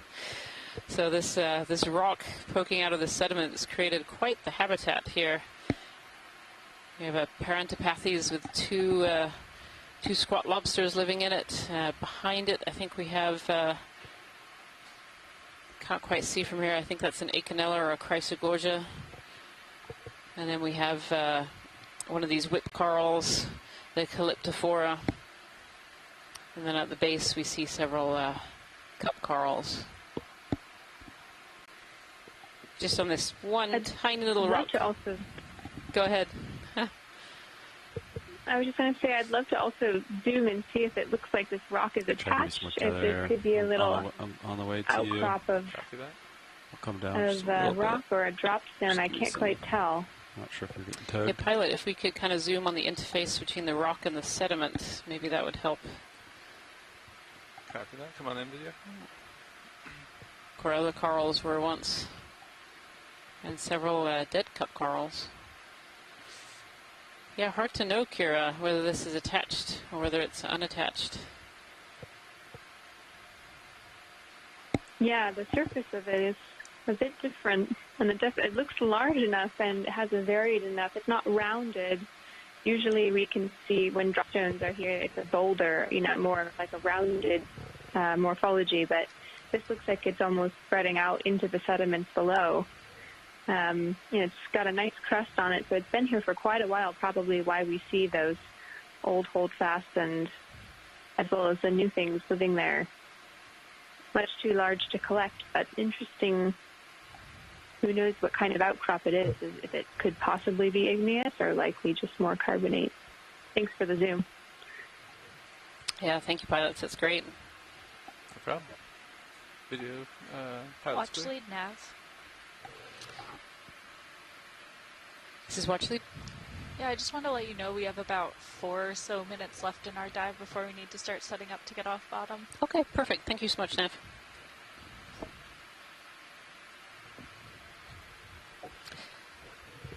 So as we come to the last 4 or 5 minutes or so of our dive here. Nice to see that little that rock forming such a little dense habitat, that prime real estate, as Scott France put it in the chat room, for those organisms to have the larvae to have settled and landed and grow. It's really interesting to see these little rocks as these almost little oases in this desert.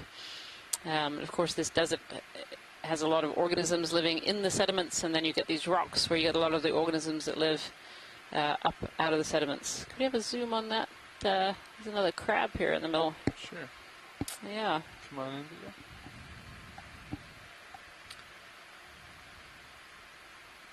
video. Red crab here, also Go similar ahead, Rich. pose, kind of sitting there with its claws Copy that, raised. thank you. Ship move is complete. Copy that. This crab seems less inclined to attack you.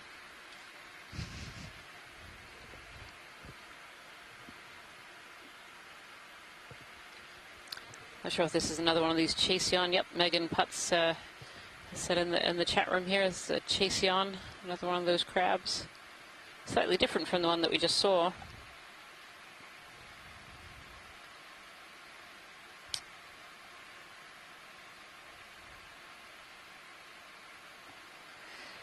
Bob Carney is suggesting that this one has a very, very clean carapace, and that's the outer shell of these crabs, suggesting that potentially it's just molted relatively recently. So these crabs are crustaceans that have this hard outer shell, and so they molt periodically, and so they'll get rid of that shell, have a very soft outer body until a new shell grows in. Copy that. Come on out, video. Permission to take your mini-zoos. And they do this as a form of growth. So in between these molts, they'll puff up their body as much as they can, so they get as big as they can before their new shell grows in. Probably so. Maybe. Jelly, sure. maybe. Jelly or another little ctenophore, maybe.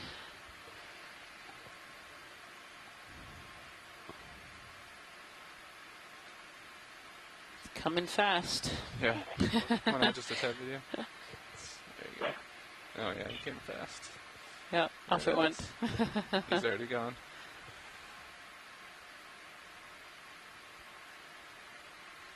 Lowers are stowed, centering up Mini Zeus, and I'll go for the uppers. Copy that. Another crab in the distance there as well. Upper swingers, stowing. As we were chatting earlier on the chat room, these zoom on that fish there video. These crabs are really generalists, opportunists, so they'll eat whatever goes by. Well, this is a different fish. I don't know if Mike Vecchione is still there.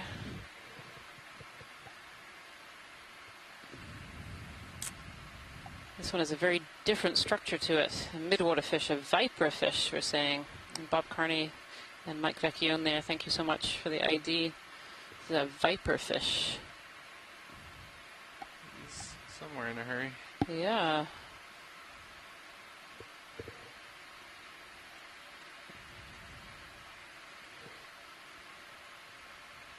Go for another quick zoom here before we have to lift off. And they've described this as a midwater fish. Oh, beautiful. A bit of damage. Yeah.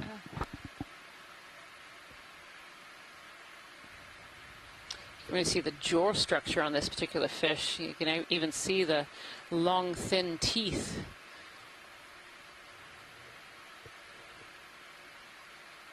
And then potentially a little parasite on the side of it. Yeah. Oh, yeah. See the long threads coming out of the gills. So the gills are up by the head. And there's a parasite with very long tendrils sticking out.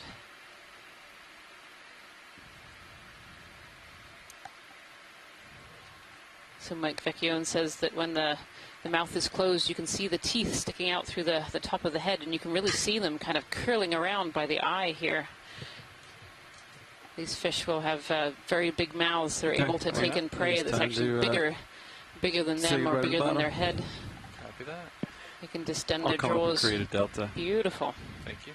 And then Thank if you you so want to much, drive pilots. under me, turn to starboard. So the turns. This fish has taken off. That was a really good find. Well, unfortunately, I think that's going to be all of our time here today. Watch lead. Well, thank you so much, pilots, for a great dive. Thank you, as always. So with that, our dive 11 on Caloosahatchee Seamount has come to an end. I want to thank everyone on board here on the Okeanos Explorer, all of our scientists and team on shore for having a great dive today, and I hope you will continue to follow our expedition. Thank you so much to everybody today. I'm looking straight down. I'll drive to your center view. And then, so because there's a little bit of current, thank you. Does that make sense? Yeah, it sounds perfect. So I'm going to turn to starboard a little bit here, just to line up with the ship, and it also lines up with the current. Copy that. And then, yeah, if you wish, I'll find your center line first. Okay, sounds great. So there I am. I'm lined up with the ship now. Copy that. I'm maxed out on my rotator, looking all the way back. I'll find you in Titan. Turning to starboard to 0 turns. Let's see. Okay, there's my sonar. There's my light pool. And look it straight down. You should be there. There you go. Okay, I got you in Titan. Copy that. Pushing out. I'll try to keep the Titan straight back so you have a little bit of a reference.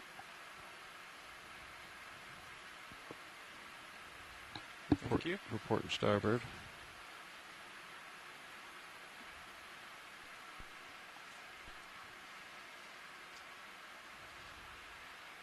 That tail cam, look at that. The I know, it serious looks light, like a street lamp. the serious light pool. That's so cool looking. Can't get over it. Sorry. Okay. Levi, do you like the tail cam on D2? Yeah, it's new this year, and oof. Beautiful, beautiful HD. Okay, so I can see the tether kind of getting tight nicely. So now you can start coming up with me, and then I'll get you in my tail cam. See bias coming off. I'll turn your aux light on so I can spot that. Coming up. A little forward way.